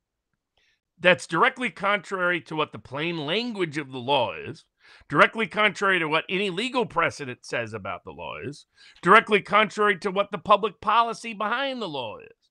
The law is don't do sort of generic systemic purges that don't have a specific basis in state law, for example. But it specifically excludes and exempts any voter who requests to be taken off the voter rolls, or when a specific state law says they should not be on the voter rolls. Examples of that include people in the state of Virginia. If you're not a citizen, you have to be off the voter rolls. So having an honest, accurate voter roll cannot be a violation of federal law. And yet that's exactly what the Biden Justice Department is insisting. They want to freeze the voter rolls and so that they can have illegals on those voter rolls. And they're suing, asking their friends in the federal courthouse to push that down on these states, including in particular Virginia, where for some reason they seem a little nervous these days. All right. Robert, I didn't ask you this earlier. What would you estimate the odds of Biden resigning before January, whatever the transfer of power is? Late, maybe. Early, no. But that's why there's a risk that Harris could become the 47th U.S. president. And then screw up all the merch. 48 hours. Oh, jeez. Hold on. So be careful of that bet in the betting markets. Pick who's going to win the election, not who's going to be the next president. Well, if it happens, all of this becomes even more valuable. Yeah, exactly. Because I'm actually thinking about it where, like, if Kamala loses and Biden wants to do the thing and like get the first female president, or wants to pawn all of his failings onto her and let her be the face of the failed administration, he does it. And then he needs, to get the pardons and everything. Okay, interesting. Okay, look, it'll be a disjoint segue. The cake baker's case got dismissed by the Supreme Court, right? On procedural grounds. Well, two things happened. Several years ago, he won at the U.S. Supreme Court on the Colorado law. But it was the ruling left enough carve-outs that they could keep harassing him. And that's exactly what happened. They kept harassing him. And so this decision went up to the Colorado Supreme Court, and they weaseled out of any consequential decision. Well, that's okay. I got mistaken on which Supreme Court it was. They dismiss it on procedural grounds on the basis that if there was a disagreement on the decision, they had to go through some procedural remedy before they could take it to the courts. Whether or not it's particularly relevant for the discussion, you could flesh out in greater detail. The bottom line, this guy's going to be brought back before whatever the tribunal was that he was brought to the first time. It's all going to go back to the courts again. Every step of whatever the levels of the court system is in Colorado. And so yet again, this is as good as latches or standing. They're basically saying, okay, we're going to dismiss it on procedural grounds that don't address the substance. And they even specifically take the time in the ruling to say, we're not issuing any opinion on the merits of this case, meaning necessarily it's going to have to go back through the court system, and this guy's going to get harassed over and over again by the same activist litigant. They just have to start all over again, because I think timeline-wise, they missed their time frame to preserve this particular complaint. So they would have to start from scratch in order to harass him again. And so there is hope that they don't do it again. But it tells you the mindset of the state these days, that they're either demanding you bake them a cake, or they're demanding you not be allowed to bake a cake. If you're Amos Miller, you can't bake a cake. If you're in Colorado, you got to bake the cake for whoever we tell you to bake a cake for. It's about control. It's not about safety, security, dignity, tolerance. It's not about any of those things. It's about power, pure and simple. Well, speaking of power, I want to bring this up just because I want to highlight the fact that I love ratioing people on the internet. But you got a Democrat individual. Let me see who this person is. Boston. I don't know who the person is. Every MAGA I've ever seen complain about immigrants taking American jobs would never do this. Let me see. First of all, a little confession through projection. Working in the fields, hard labor. I knew plenty of people. Everybody that works on Amos Miller's farm is a local Amish person. So he doesn't go out and hire a bunch of illegals. That they proudly work from dawn to dusk. So this idea that farm work is so indecent, undignified, that you have to have illegals do it or immigrants do it, just shows you their mindset. First of all, like I took some pretty shitty jobs once upon a time for summer jobs, and it builds character. I had a bunch of friends who planted trees, not much better than that. You go out, you lean over, and I just said to the guy, like, you realize, like, this is modern day slave labor. Like, what you're doing is espousing modern day slavery. And he says, well, they get paid wages. I'm like, first of all, if we want to follow that analogy, and I'm not affirming this, I'm just rebutting it. Well, slaves got, free food. They got free room and board. That is a taxable income, according to, certain accounting principles, with certain exceptions. So technically they got remunerated too with slave wages. Like, this is, you hear Jerry Nadler say it, the fruit's going to rot in the fields if we don't have illegals picking it. He said illegals. You got Joel Osborne saying, who's going to clean your toilets? And you got this jackass. So, like, I don't understand. I don't understand how they don't see it, that they are basically promoting modern day slave labor. They say the job is so shitty, the pay is so low, the only way to get it done is by importing illegal immigrants, unskilled labor, who we can then exploit. Not purely Democratic, sort of uniparty element to this, because both Republican. It's what the elites have believed for a long time. Any job they can export, they did. Any job they couldn't export, they imported the people to do it. And that's how they see it. They don't recognize it any other way. They very much live in their own environment. It's like a lot of these election cases and other things. They've convinced themselves of things that are just not connected to reality, much like the Harris campaign in general is. And I think it just represents and reflects who and what they're about. And it's like like one of the key counters, like, how did so many of these young people that are changing their political viewpoints, that are waking up, that are challenging the Democratic Party establishment, that backed a lot of what made Robert Kennedy's campaign successful and being able to bridge into Trump world in the first place. A lot of it came from Bitcoin. That, whoever Satoshi was, or Satoshi, I always get his name wrong. I think HBO Max has a new documentary suggesting it's this guy. Nobody really thinks it's that guy. But some genius decided, how could you red pill the world against things like media bias, against this kind of culturally embubbled, let them eat cake universe that thinks that, that certain kinds of manual labor is beneath the dignity of any citizen. It's things like Bitcoin that you start by just being curious about it. And then you go a little further and you realize you can maybe make some money involved in it. And what happens is, slowly but surely, you start getting politically red pilled.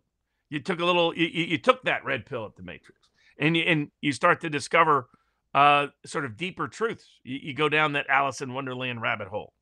And in the process, you become much more politically awakened to challenge, why does somebody at the Federal Reserve get to dictate and determine what interest rates are for the world? Why does the U.S. government get to have a monopoly, or the Federal Reserve in this case, not even really governmental, but is governmental?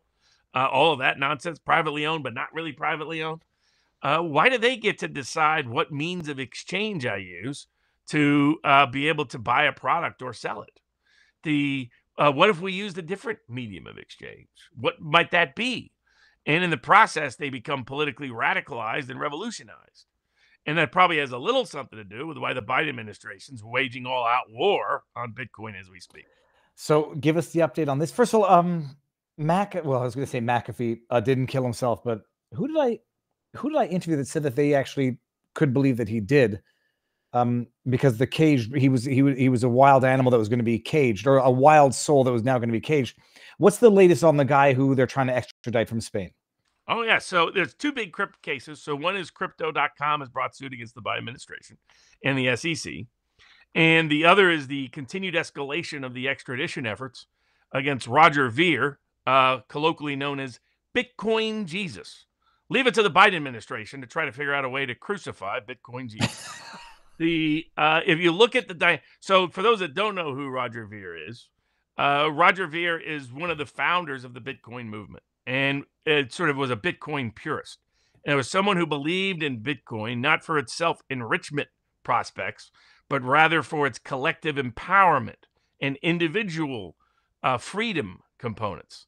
That if you really understood what Bitcoin was at core, it was there was the aspect I'm talking about, monetizing and incentivizing people to explore alternative ideas about the world that would let them go down Alice in Wonderland's rabbit hole, that allow them to take the Matrix red pill and see past the simulation. But the broader aspect of it was its capacity to functionally revolutionize the world and remove financial control from central banks and central planners. Indeed, any central intermediary at all, because it's based on democratizing, decentralizing currency and individually empowering through open source blockchain technology the means of exchange. And if you do that, you take away the ability of the banks to monitor you, to control you, to govern you, to censor you. You take away the ability of the central planners to monitor you, control you, censor you, take away the value of your labor, or depreciate the value of a product, inflate the cost of a product. All those things can go away if all of a sudden the central planners don't monopolize it anymore. And that's why Bitcoin was always this brilliant, beautiful, revolutionary tool by today's Thomas Paine in getting it. And it was a lot of the younger generation that over the last half decade has embraced it. The reason why Roger Ver is called Bitcoin Jesus is because he has been the principal supporter and promoter of the democratized decentralization effect of Bitcoin as a means of exchange. So many years ago, he got harassed way back. I mean, this guy's been harassed over and over again. So way back, turned out he did a little bit of time. Somebody's like, "Oh, Barnes, you don't know. He did time in federal prison." I was like, "Oh, I'll have to look that up." Guess what it was? Firecrackers.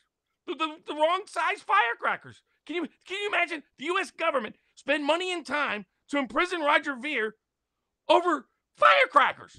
Firecrackers. I mean, that's how nuts our government is. He did time in federal prison over firecrackers about whether it was this regulation to fit that side, that. Unbelievable. So after that experience with the U.S. government, the Roger Ver decided, I think I'm going to choose a different government citizenship rather than the United States. So he does. And then all of a sudden, the U.S. government comes in last year and indicts him, wants to put him in prison for 20 plus years, wants to effectively bankrupt him, seeks his extradition from Spain, the same place John McAfee ended up dead in a jail cell, ended up getting Epsteined, like Epstein did. And by the way, McAfee himself predicted that would happen to him if he was ever jailed. He said, watch, I'll get Epsteined. Our friend Amanda Milius, daughter of the great director John Milius, is making a documentary on John McAfee's life as licensed by his wife, his widow. So Roger Ver, now I was like, okay, what in the world are they? It's already suspect that they're indicting Veer to begin with. It's because he's Bitcoin. So it's like, it's a coincidence this guy's Bitcoin Jesus? It's a coincidence this guy is promoting and not only that, not long after the indictment, you kind of got a sense of why he got indicted. His book got published. And his book is about fighting the intelligence community on trying to co-opt and depress Bitcoin. So I was like, oh, okay. So now things are starting to fit together a little bit better. But what's even more shocking, so the political motivation is obvious. What was shocking is when I read the indictment. I'm expecting something, it's like all the Trump cases, right? You expect they put up such a microscopic view on a guy. Surely that they got, the something significant, something real, something substantial. Look, not to oversimplify it, but the bottom line is that it's alleged that he sold Bitcoin to his companies or transferred. Well, here's the thing that should scream out to people. They're indicting him on things about paying taxes as a citizen for things that happened when he was not a U.S. citizen. So I was like, whoa. So that was the thing that stood out right away. I was like, hold on a second. So someone who's not a U.S. citizen didn't make money in the United States, and you're saying they owe a bunch of tax on what they did with their own property outside the United States? And just so nobody thinks you're crazy, this is from the DOJ's website or Justice Department. February 14, he allegedly obtained citizenship. Allegedly. They know he obtained citizenship on that date. But this is the U.S. government. They try to pretend he didn't do something when they denied him a visa a year later because they recognized that he was no longer a U.S. citizen. But they have to say allegedly because their whole thing is they're using the Roger Ver case primarily to suppress Bitcoin, suppress the people pushing for Bitcoin as an independent platform as part of the broader Biden administration lawfare against Bitcoin. But that's only half of the equation. The other half of the equation is they want to use the Roger Ver case to establish extraordinary power. It's kind of like the Amos Miller case, but in the financial freedom context. And what it is, they're using him to say, we can put you in prison and create new tax policy through criminal law enforcement against individuals. Even if you're not a U.S. citizen, we're going to claim you owe taxes and we can lock you up for it. Right? It's like, hold on a second. Now citizenship is not a limitation on your tax power? I mean, that has all kinds of ramifications. But that's not all. And that's not even the least offensive. There's two other components that are equally offensive. One is they're saying, what exactly is Bitcoin? So in this, they're saying Bitcoin is a capital asset that's treated like capital gains, or what is it? You dig in and they're wanting to tax Bitcoin not as a capital asset, not as an income stream, as a property tax. They're saying you owned this much property, and at some point you benefited from that ownership of property. So we're going to say that you didn't pay enough at the time of the exit tax, which, by the way, is a disguised property tax. Do it, and now we're going to put you in prison. So we're going to create a property tax through the exit tax, and we're going to enforce it through criminal means. So this is an effort. They've been trying to do this for a while, but this is what the Harrison proposal is. It's a property tax. For those that don't know, in the United States, at a federal level, you are not allowed to impose a property tax unless it has to be uniform and apportioned. Any direct tax on a person or their property has to be apportioned equally amongst the states and uniform in its rate. That's impossible, politically impossible in the modern world to achieve. Our founders intended it that way because they didn't want any head taxes. They didn't want any federal property taxes. They only wanted indirect taxes on foreign goods, like President Trump is talking about. When he talks about shifting to a tariff-based model, he's talking about shifting to the model our founders believed in was necessary to not only benefit the economy, but to protect freedom and autonomy from government control. The power to tax is the power to destroy. The power to tax is the power to control. That's what much of our tax returns are really about. They're ratting yourself out on a daily basis. Folks, they can print their own money. They don't need your check. What they want is your control, your subservience, your submission. And here you've got one of the most independent people in the world preaching and teaching people how to not be submissive to central planners and to individually empower themselves around the globe. And it's not a coincidence that he's the one that's being targeted. But if they want to use him as the example to establish an extraordinary new power to lock people up by making new tax policy through criminal enforcement. Because again, the exit tax is unconstitutional, always has been. I've dealt with this in multiple contexts. Whenever the IRS dispute, wants to argue about something, and say, okay, how about this? How about we find out whether it's constitutional or not? And then they always resolve it and say, sorry, we'll go home. This is the only case I know of where they're prosecuting somebody related to Bitcoin. When at the time that they're talking about, they leave this out, they omit this from the indictment. 2014, 2015, 2017. The IRS couldn't decide what Bitcoin even was. They couldn't even, is it a digital thing? Is it an actual asset? Is it an income stream? They couldn't figure it out.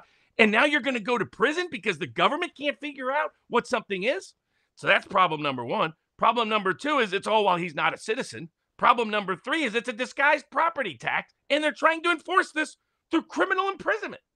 So this is a direct threat to everybody's freedom, and it's similar and comparable. What's happening to their efforts to crucify Bitcoin Jesus is the same as what what crypto is fighting in crypto.com suing the Biden administration. It's about using enforcement. It's like what they did in all the Trump cases, using enforcement to set new policy, not just to punish the dissidents they don't like, and to send a censorship message. If you're thinking about opening your mouth and challenging what we do, you might end up like Bitcoin Jesus. Look at how well we crucified him. We made the Romans look amateurs by comparison. That's what they're trying to do with Roger Ver. They're trying to do the same in crypto in general because they want to use criminal individualized enforcement to create policy that they could never constitutionally pass in the first place. Amazing. When do we find out if he gets extradited? I assume that's months away. So maybe Spain will have some cojones because they're supposed to have some cojones there in Spain and recognize the unconstitutional and illegal nature of the process. I can guarantee you, here's the other shocker. This is just like the Trump case. Guess where they got most of their info if you read the indictment? It's private communications between he and his lawyers. This was actually, I didn't realize that this case until I was looking at it recently. This was the case that went up before the U.S. Supreme Court that we talked about, where the tax firm was saying, why is the court allowing any look at any attorney-client information based on it being for dual purpose, which is a bunch of hogwash? Just remind everybody, never in writing, always in cash. That some of us don't keep. It's like that idiot who kept all his notes from Trump. I kept them in a Trump said this and Trump said that. I mean, what kind of, if they come and subpoena Barnesy, well, one, I'll go to jail before I turn my stuff over, and they know it. But number two, there won't be nothing there when they do go look at. You don't got to keep everything in writing, folks. Just because you're a lawyer, you don't have to keep 500 CYA letters and notes and correspondence. But what's amazing is you read the quotes from his lawyer. It's like, this is the evidence of someone trying to comply with the law, not someone trying to not comply with the law. But it's like, what are they doing with his attorney-client files in the first place? I mean, they just violate all the rules. But they're using the Trump case as a template for how they can go after any dissident. We can set new policy. We can break all the rules. We can manipulate the venue. We can eviscerate privilege. We can target people we dislike as our sin goat sacrificial offering to the elite gods. And it's part of a systematic problem with this administration. But Roger Ver, he's not in jail right now in Spain. McAfee was in jail in Spain when he allegedly took his probably own life. Spain figured out don't trust the U.S. government. Number one, when they come saying let's extradite somebody. Number two, they should be like, hold on, a tax case. You want to extradite somebody for tax when he wasn't even a U.S. citizen during the time period that you're trying? Well, hold on a second. They could do that to anybody in Spain, couldn't they? They could do that to anybody anywhere. I mean, imagine if tomorrow Russia decides they can tax the whole world and they can issue an extradition request and have us brought there, or China. There's a reason why we have territorial limitations on these powers. This is why Trump is talking about, I'm going to get rid of this altogether. If you're outside the United States, I'm not going to tax you anymore. No, only crazy countries do that in the first place or even try to. But that at least is on citizens, not on non-citizens. So it's just extraordinary. But clearly the Spanish courts smelled a rat early on. Granted him bail despite the request initially by the U.S. government, I'm sure, to try to detain him and imprison him pending trial proceedings. And if they follow through conscientiously in ways the British court mostly failed to do in the Assange case, then his extradition should be rejected. And my guess is, well, there's probably even more government misconduct. I wouldn't be surprised if we later find out people lying here, lying there. Every extradition case I've ever looked at, the government always lies. The U.S. government always lies. There was an egregious one in Panama I was once part of, but they can't help themselves. Remember how often they lied about Assange? And they said Assange did this, and Assange caused this death, and it turned out all to be bogus, all to be false, all to be fake. So I'm sure it's probably not a coincidence. Roger Ver is affiliated and associated in the public mind with people like Julian Assange, a very independent freedom advocate for people that has been obviously effective at getting under the skin of the deep state, the administrative state. But it's just a case to pay more attention to because of how problematic it is and how they're trying to use the case, not only to punish dissidents, not only to suppress financial freedom and Bitcoin, but also because of how they want to create new policy through selective criminal enforcement in ways that would impose a property tax on the entire world and tax people who aren't even citizens, who aren't even part of in the United States. It's as crazy a case as you can possibly imagine. Biden administration that has learned to master crazy cases. What do we have left on the menu for tonight? We have the crypto suit against the Biden administration, the Second Amendment win in the state of New York, banks doing what banks do well. It's drug dealers. It's my bank, TD Canada, baby. A vaccine mandate ban finally gets affirmed and upheld in a federal court. And then a brief preview of all the big cases up before the Supreme Court this time. Okay, so let's we'll do the crypto one in a second, but let me just see here. MK Ultra One says Spain has now a far left government. Not sure how well this will work out for him. Randy Edwards says, my understanding after China cracked down on crypto mining, operations switched to Ukraine due to cheap energy. Russia soon invaded Ukraine, and Biden DOJ went after crypto founders. See also World War I. Interesting. I'm not your buddy guy says I heard a funny meme a while back that Satoshi Nakamoto is actually 4 Japanese companies: Samsung, Toshi, Nakamichi, Motorola. Because that's the anonymous name used by the creator of Bitcoin. And then we got Alex Jones has often said unnamed people courted InfoWars for lucrative business ventures to dig for info about his bank's predecessors or or as to damage their relationship. Will Alex finally name them? When I was his counsel, that happened by very high-profile, powerful people. So, yeah, they were constantly trying to buy him off, and when that didn't work, they went to demonization and lawfare. And then we got the Clear site says, because Anton is amazing. All right, crypto suing Biden, Robert? Yeah, crypto.com. So the SEC's new rule. So they try against Ripple. Their whole thing is to treat everything like a security. Everything's a security. Maybe the book's a security. Who knows what's a security tomorrow? So all of a sudden they decide out of the blue, they're going to, under the Biden administration, they're going to treat crypto like a security. Why? Because they want to regulate it out of existence. Because they want to suppress it. They want to censor it. They want to control it. They want to manipulate it. They don't want it to be available and accessible for ordinary people to change the world for themselves and others. Is physical gold and silver in America that's not a... It depends on the manner and method in which it is traded. It can, in certain instances, if you actually have a secured instrument, but it by itself is not a security, right? Which is an example. But if it's traded in a particular place in a particular way, then it can become a security. But they recognize Bitcoin is not a security. They recognize that Ethereum and other cryptos are not a currency. But they've decided that all the other digital tokens that are blockchain based, those are digital assets. And so now they're all securities. And if you don't register with us, the SEC, we can put you out of business tomorrow. If you're involved in any of these other dangerous various forms of blockchain-based technology to help the medium of exchange break through the monopoly of the big banks and the central planners. And so Crypto.com said, screw this, we're suing. They sort of took a page out of Roger Ver's book and fought back and didn't just lay down. And so that's why I say Bitcoin Jesus tends to be a good example in many contexts. In the same capacity as what he is doing in challenging what the Biden administration is doing, Crypto.com has brought suit against the SEC for declaratory relief that the SEC is abusing its power. Guess what one of their key points is?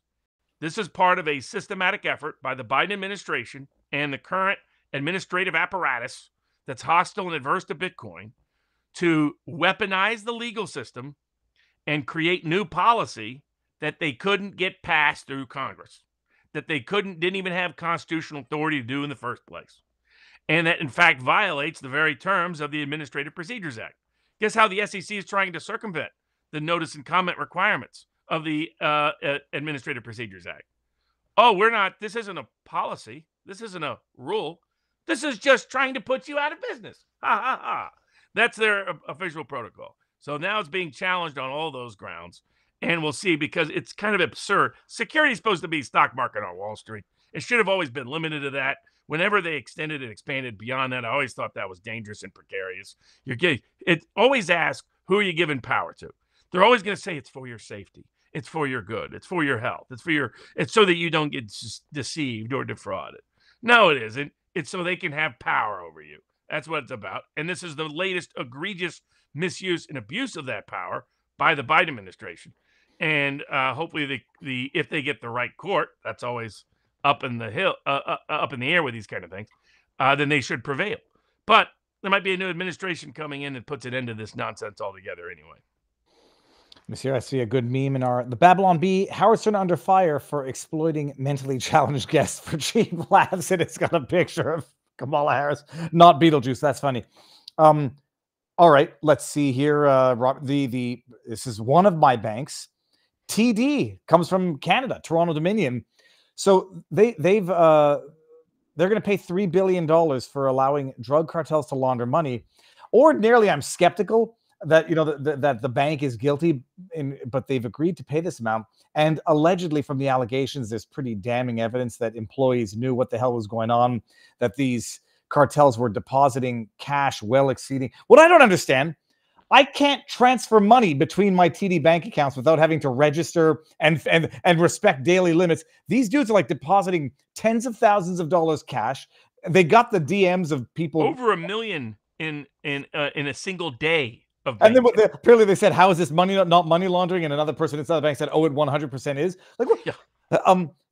It's pretty wild. I don't understand how allegedly they were bribing the employees with gift cards and whatnot, and so pretty serious stuff. But you have to have that at an institutional level, because what highlights the scam. These same banks are eager, as soon as Trudeau calls up, to freeze a trucker's account because they're at a politically non-permitted protest. Mm-hmm. And like you said, you have difficulty just doing this little thing to that little thing. That exposes how policy-driven this is, how systemic this is. People should go back and research the history of BCCI. This is one of the reasons why Bitcoin drives them crazy. Bitcoin is an option out, right? Like, they always accuse Bitcoin and crypto is where all the dark web and dangerous activities go, and where Ross Ulbricht does stuff, and They've accused other people, like, one of the Bitcoin advocates in New Hampshire, Friedman. They accused him of everything known to man. Did a rigged trial, stuck him in prison related to it. You dig into the file, and it's nothing like what they're saying it is. It's because this is what the banks do on a regular basis. And it's because they want to control it. I call it the pirate safe harbor. I used to tell some folks they were putting money in Panama.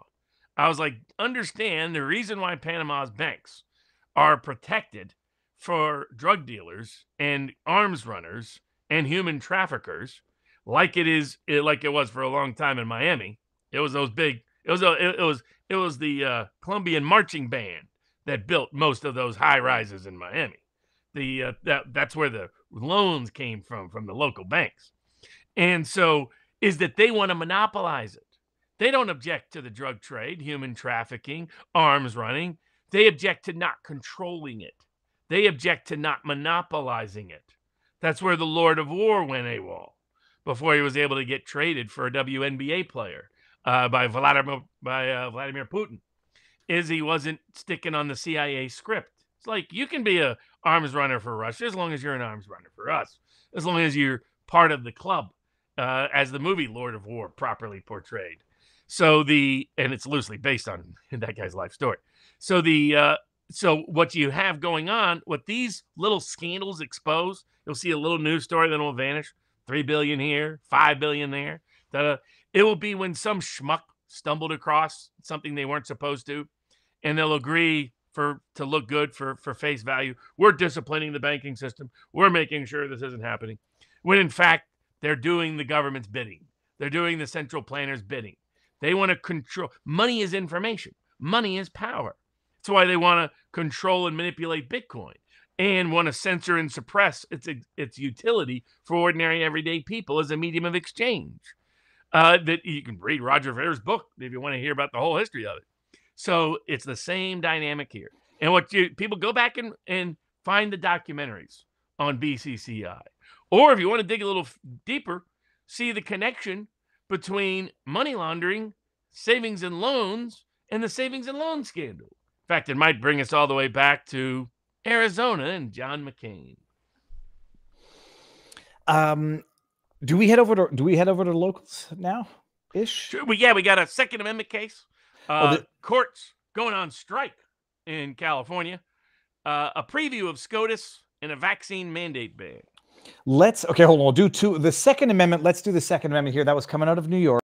That had to do with the government prohibiting lawful carrying of a firearm on public property, public property accessible to the public, unless the firearm carrier had express written consent of the. Hold on. Now, is it private property? I'm sorry. It's private. It's private property that's publicly accessible, unless the firearm owner had the express written consent. Think about where is that? So, I'm trying to think of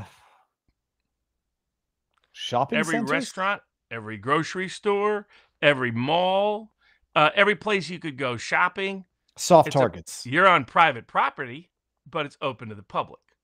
They were basically trying to eviscerate people's rights to carry a weapon in self-defense, because they were that law, New York law, is where 90% of people would need to have a tool of self-defense in a open to the public private property facility. Because that, again, is every restaurant, every office building, every shopping mall, all of it. That's how, leave it to New York to figure out a new creative way to try to ignore Bruin versus the state of New York. But now that I said, as I was talking about it last week, now that I notice, sometimes in buildings it says no firearms beyond this point. And is that is the purpose? Whereas if there's a sign that says no firearms, then a firearm owner cannot enter that property with a lawfully. It depends. That's not always clear. But this law was, you can't ever go there with a gun until you get their advance permission, which was practically negating the ability to do so. Yeah, they were quite clear that they said there was no historical analog for such a prohibition. In fact, it was quite to the contrary, that this would effectively... Because it would eviscerate it. Unless you're at a public park or on a public sidewalk or in your own car, everywhere else you would go that you would want your self-defense available quickly to you is private property open to the public. Office buildings, restaurants, malls, shopping centers, grocery stores, etc.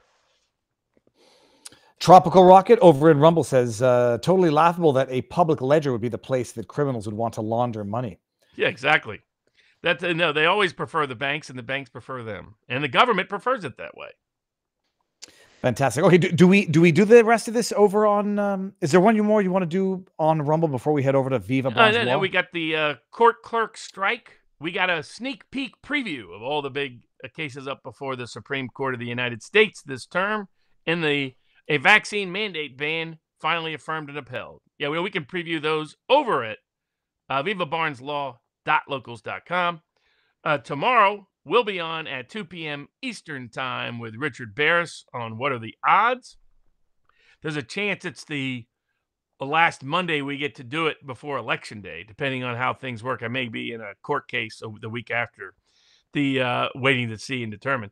But that's People's Pundit Daily on YouTube and Rumble and on Locals. Going to be great. He just did a polling survey of the Midwest, did a polling parts of the country. He's got a lot of fascinating results, accurate results, supported by the Public Polling Project. No secret purchasers of that information to compromise its quality or accuracy. And we'll be giving out all the different betting picks, or some of the betting picks. I'll give out some free betting picks and the betting markets. We'll talk about what's going to happen with the election, Senate, the House, the White House, all that over 2 p.m. Eastern at People's Pundit Daily on Monday. Now, I'll read a few of the tipped questions over in vivabarneslaw.locals.com. Crash Davis.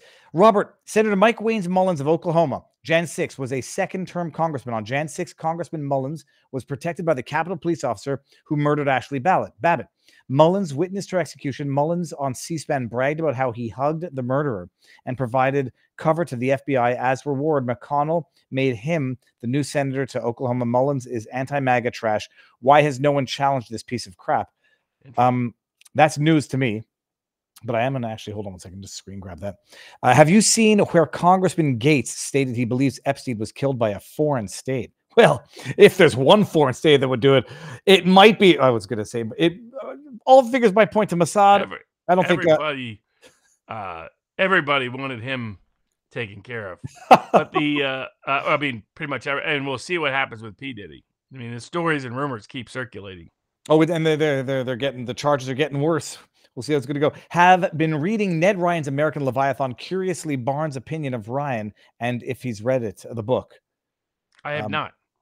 Schnookums. So if the claim is to protect their citizens, even if they are outside the state, is that not the equivalent of Pennsylvania not allowing abortion and having authority over a citizen who goes to another state for abortion, guilty of breaking Pennsylvania abortion law? Yeah. Yep. Yes. Interstate.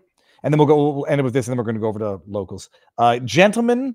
Absurdly enough, I was driving Uber in Monterey and picked up a gentleman from Pennsylvania who told me about California Assemblyman Weiner and was completely oblivious about Amos Miller. Well, unfortunately, look, there's a lot of news to be paying attention to in the world.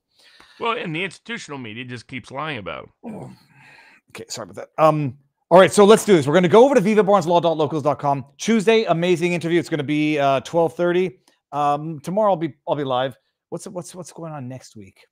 I'm going to be with Luke Rudkowski Wednesday evening, so I'll give everybody, I'll put that on blast. Probably usual suspects on Wednesday.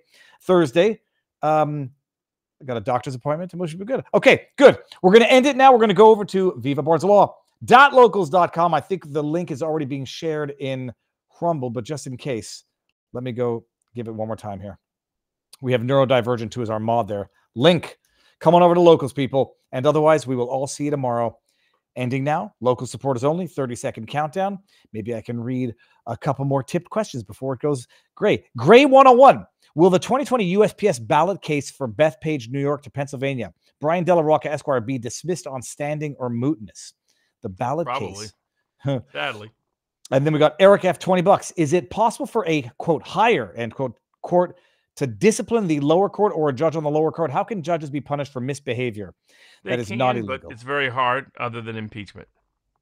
And then we got Susie C. I'm in California. Can I drive to Vegas? Okay, I got that one. We'll get to some more tip questions. Okay, so what is on the preview? Like I started skimming through it. The preview for the SCOTUS's next season starts October. It just started. Yeah, the October is when they start back up and they start taking cases. And this is for the entire year. So they've got the summer's worth of cert requests or cert petitions that they've been sitting on. Yep. When do they announce what they're taking up? And then they have to issue these rulings by June of 2025. They list them on different conferences, and they usually vote at that time, but sometimes they'll relist them for another conference or ask for somebody to respond or answer. So it's never absolutely certain when they're going to be calendared or when they're going to be yes or no. Just that at some point during this year, they will be saying yes or no to a bunch of cases, and some they've already said yes to. Okay, very cool. So, and which ones are the ones that you're paying attention to in particular? So whether it's the administrative state, more potential appeals on that, including, one, can there be for-cause limitations on the president's power to remove people in the executive branch? There shouldn't be. They should get rid of all these attempts at creating a permanent administrative state free of the constitutional process under Article 1, 2, and 3 as applicable in many of these cases, since they use legislative power, adjudicatory power, and executive power. There's several cases that one of them the Supreme Court's likely to take that will maybe finally resolve that and give the Trumps in particular power to really reshape the administrative state if elected in the fall. The issues of selective discrimination has extended from Harvard and those places and the university level into public schools. In a bunch of public schools, they've created these selective schools. In my hometown, the Chattanooga School for the Arts and Sciences, and it's these kind of schools. Well, they decided in all these liberal jurisdictions and even in conservative jurisdictions where the lefties took over the school system to impose diversity, equity, and inclusion quotas on who got in and who didn't. Several of those cases are now making their way toward the Supreme Court of the United States. Finally might end these discriminatory admissions procedures at the public school level, not just the university and post-collegiate level. This big Second Amendment case, remember that Hawaii case we talked about? That's where Hawaii said to the Supreme Court, said, yeah, you issued your Bruin decision. We think it's idiotic and we're not going to enforce I do remember that. Okay, fine. Yes. Yeah, that's always the best way to remember. So it looks like Supreme Court's going to take that case. So you can fairly guess they're going to smack Hawaii around a little bit. They're going to go, what's Kamala Harris's husband's name again? Doug Emhoff. They're going to go full Doug Emhoff on the state of Hawaii. I was just watching a video of Doug Emhoff blowing out his candles, and I had a similar joke. There's an easier way to put out all those candles, Doug. Sorry, it's not funny, but it's funny. Sorry, yes. Yeah, exactly. Bunch of takings cases. When is rent control takings? When is a regulation a taking? My favorite is what happened in New York. Leave it to New York. So New York local officials didn't want this local guy that owned this property to open a business there. So they used their takings power to take his business, to create a park that was never planned, solely so they could stop him from doing his business there. And the question is there no limitation to public use? Isn't the point of public use for eminent domain when it's preordained public use, not I want to take your property, so let me get away with it by pretending it's for this independent public use? So I have a case that has this might be implicated by. In fact, a judge dissented in New York and said, this is a fake park exception. And it was like, no way that this fits within public use permitted under the takings clause. Clearly, the primary purpose has to be public use, not to prohibit the private use of a private property owner from using their property in the way they see fit that's otherwise legal to do. So that's going to go up before the Supreme Court, it appears. The same with rent control, which has always been controversial. At what point does that become a takings? Well, I'm trying to think of what happened. I now I'm forgetting the details, but what happened during COVID, where they said the moratorium was effectively unlawful federalization. They did because they said it was outside CDC's authority, but they didn't reach the question of all these local and state governments that impose these crazy. You can't. You basically just got to take it. Kind of. It's like apparently new property. One guy dies in one. Another place is become an Airbnb. And so the homeless who literally live in sewers here in Vegas, they live underground. Mm-hmm. Apparently they decided they like that house. So they've taken over a couple of houses in my neighborhood. I get told this by the postal worker. And in fact, because they said, by the way, I get a lot of stuff delivered. They said, anytime you get anything delivered, you got about 5 minutes. That otherwise they consider that adverse possession and open invitation. And they just come in, doesn't matter what it is, take your food, take anything. Just come and take it. So at some point, a lot of that kind of thing happened during COVID. At what point are these rent control rules that keep going further and further and further, prohibiting condos from being converted, prohibiting all these things? When is it a takings? Because by common sense, it is a takings. And I'm hoping the Supreme Court takes a couple of these cases and reinvigorates the power of takings to limit the power of government, especially after all the insanity have happened during COVID. It seems like it would be the fitting evolution after tamping down on the Chevron doctrine. Now you tamp down on the takings doctrine and slowly push out the government. It's important to not allow what happened in COVID to happen again. And takings on the front line of that. Mm-hmm. Another one is Planned Parenthood claims they have a right to Medicaid patient money. And that the state can't take it away from them. Nobody can take it away from them. And the same courts that go out of the way to say no standing, no standing, no standing, suddenly are like, oh, you absolutely have standing, Planned Parenthood. We find that there's an implied private cause of action here. There's not a private cause of action if they're killing you by lying about a COVID vaccine that's being forced on everybody. But there is a cause of action if Planned Parenthood wants control over public taxpayer funds. So that case may go up to the Supreme Court of the United States to see whether what the lower courts did makes a whole lot of sense, given the actual nature of Medicaid law and the like. Kid trans bans that we've been talking about in all these different cases. Looks like Supreme Court's going to take one of them to make its own decision about the constitutionality of the law. There's now efforts by the U.S. prosecutors to prosecute people for statements they admit are not false or fraudulent under the false statement statute, which kind of sounds kind of wrong. But their new interpretation is if someone could have been misled by it, it's now criminal false statement to a government official. You can imagine how broad that is and how they could lock all of us up. That sounds like what Tim Walz wants to impose by way of criminalizing misinformation and disinformation. And there's prosecutors that are already tried it. And there's a case going up before the Supreme Court that might limit their ability to do that. Holy crab apples. Okay. Remember that Mexico case we talked about, them suing gun makers in America? Yes, I do. They're asking the Supreme Court to take their case to allow them to go forward. Is there not a risk that that's just too limited by way of play? What's the broader national impact of that? It should be. But imagine if you can sue anybody that is involved in any part of a process that anyone can ever use for harm. Mm-hmm. I mean, the real goal is to bankrupt every gun maker so that no gun makers are around. That's why they wanted, like in the Reuben King case, criminalize mere private sales without a license is for the same purpose. But there's a bunch of cases about the Foreign Immunity Sovereign Acts, or whichever one. It's like FISA, FSIA. But there's a bunch of those cases that are for the Supreme Court that might be interesting to watch. And then a Fourth Amendment excessive force case. And then I have a case I'll talk about next week. I'm filing a petition for the Supreme Court on a case myself once again. And we'll review that then.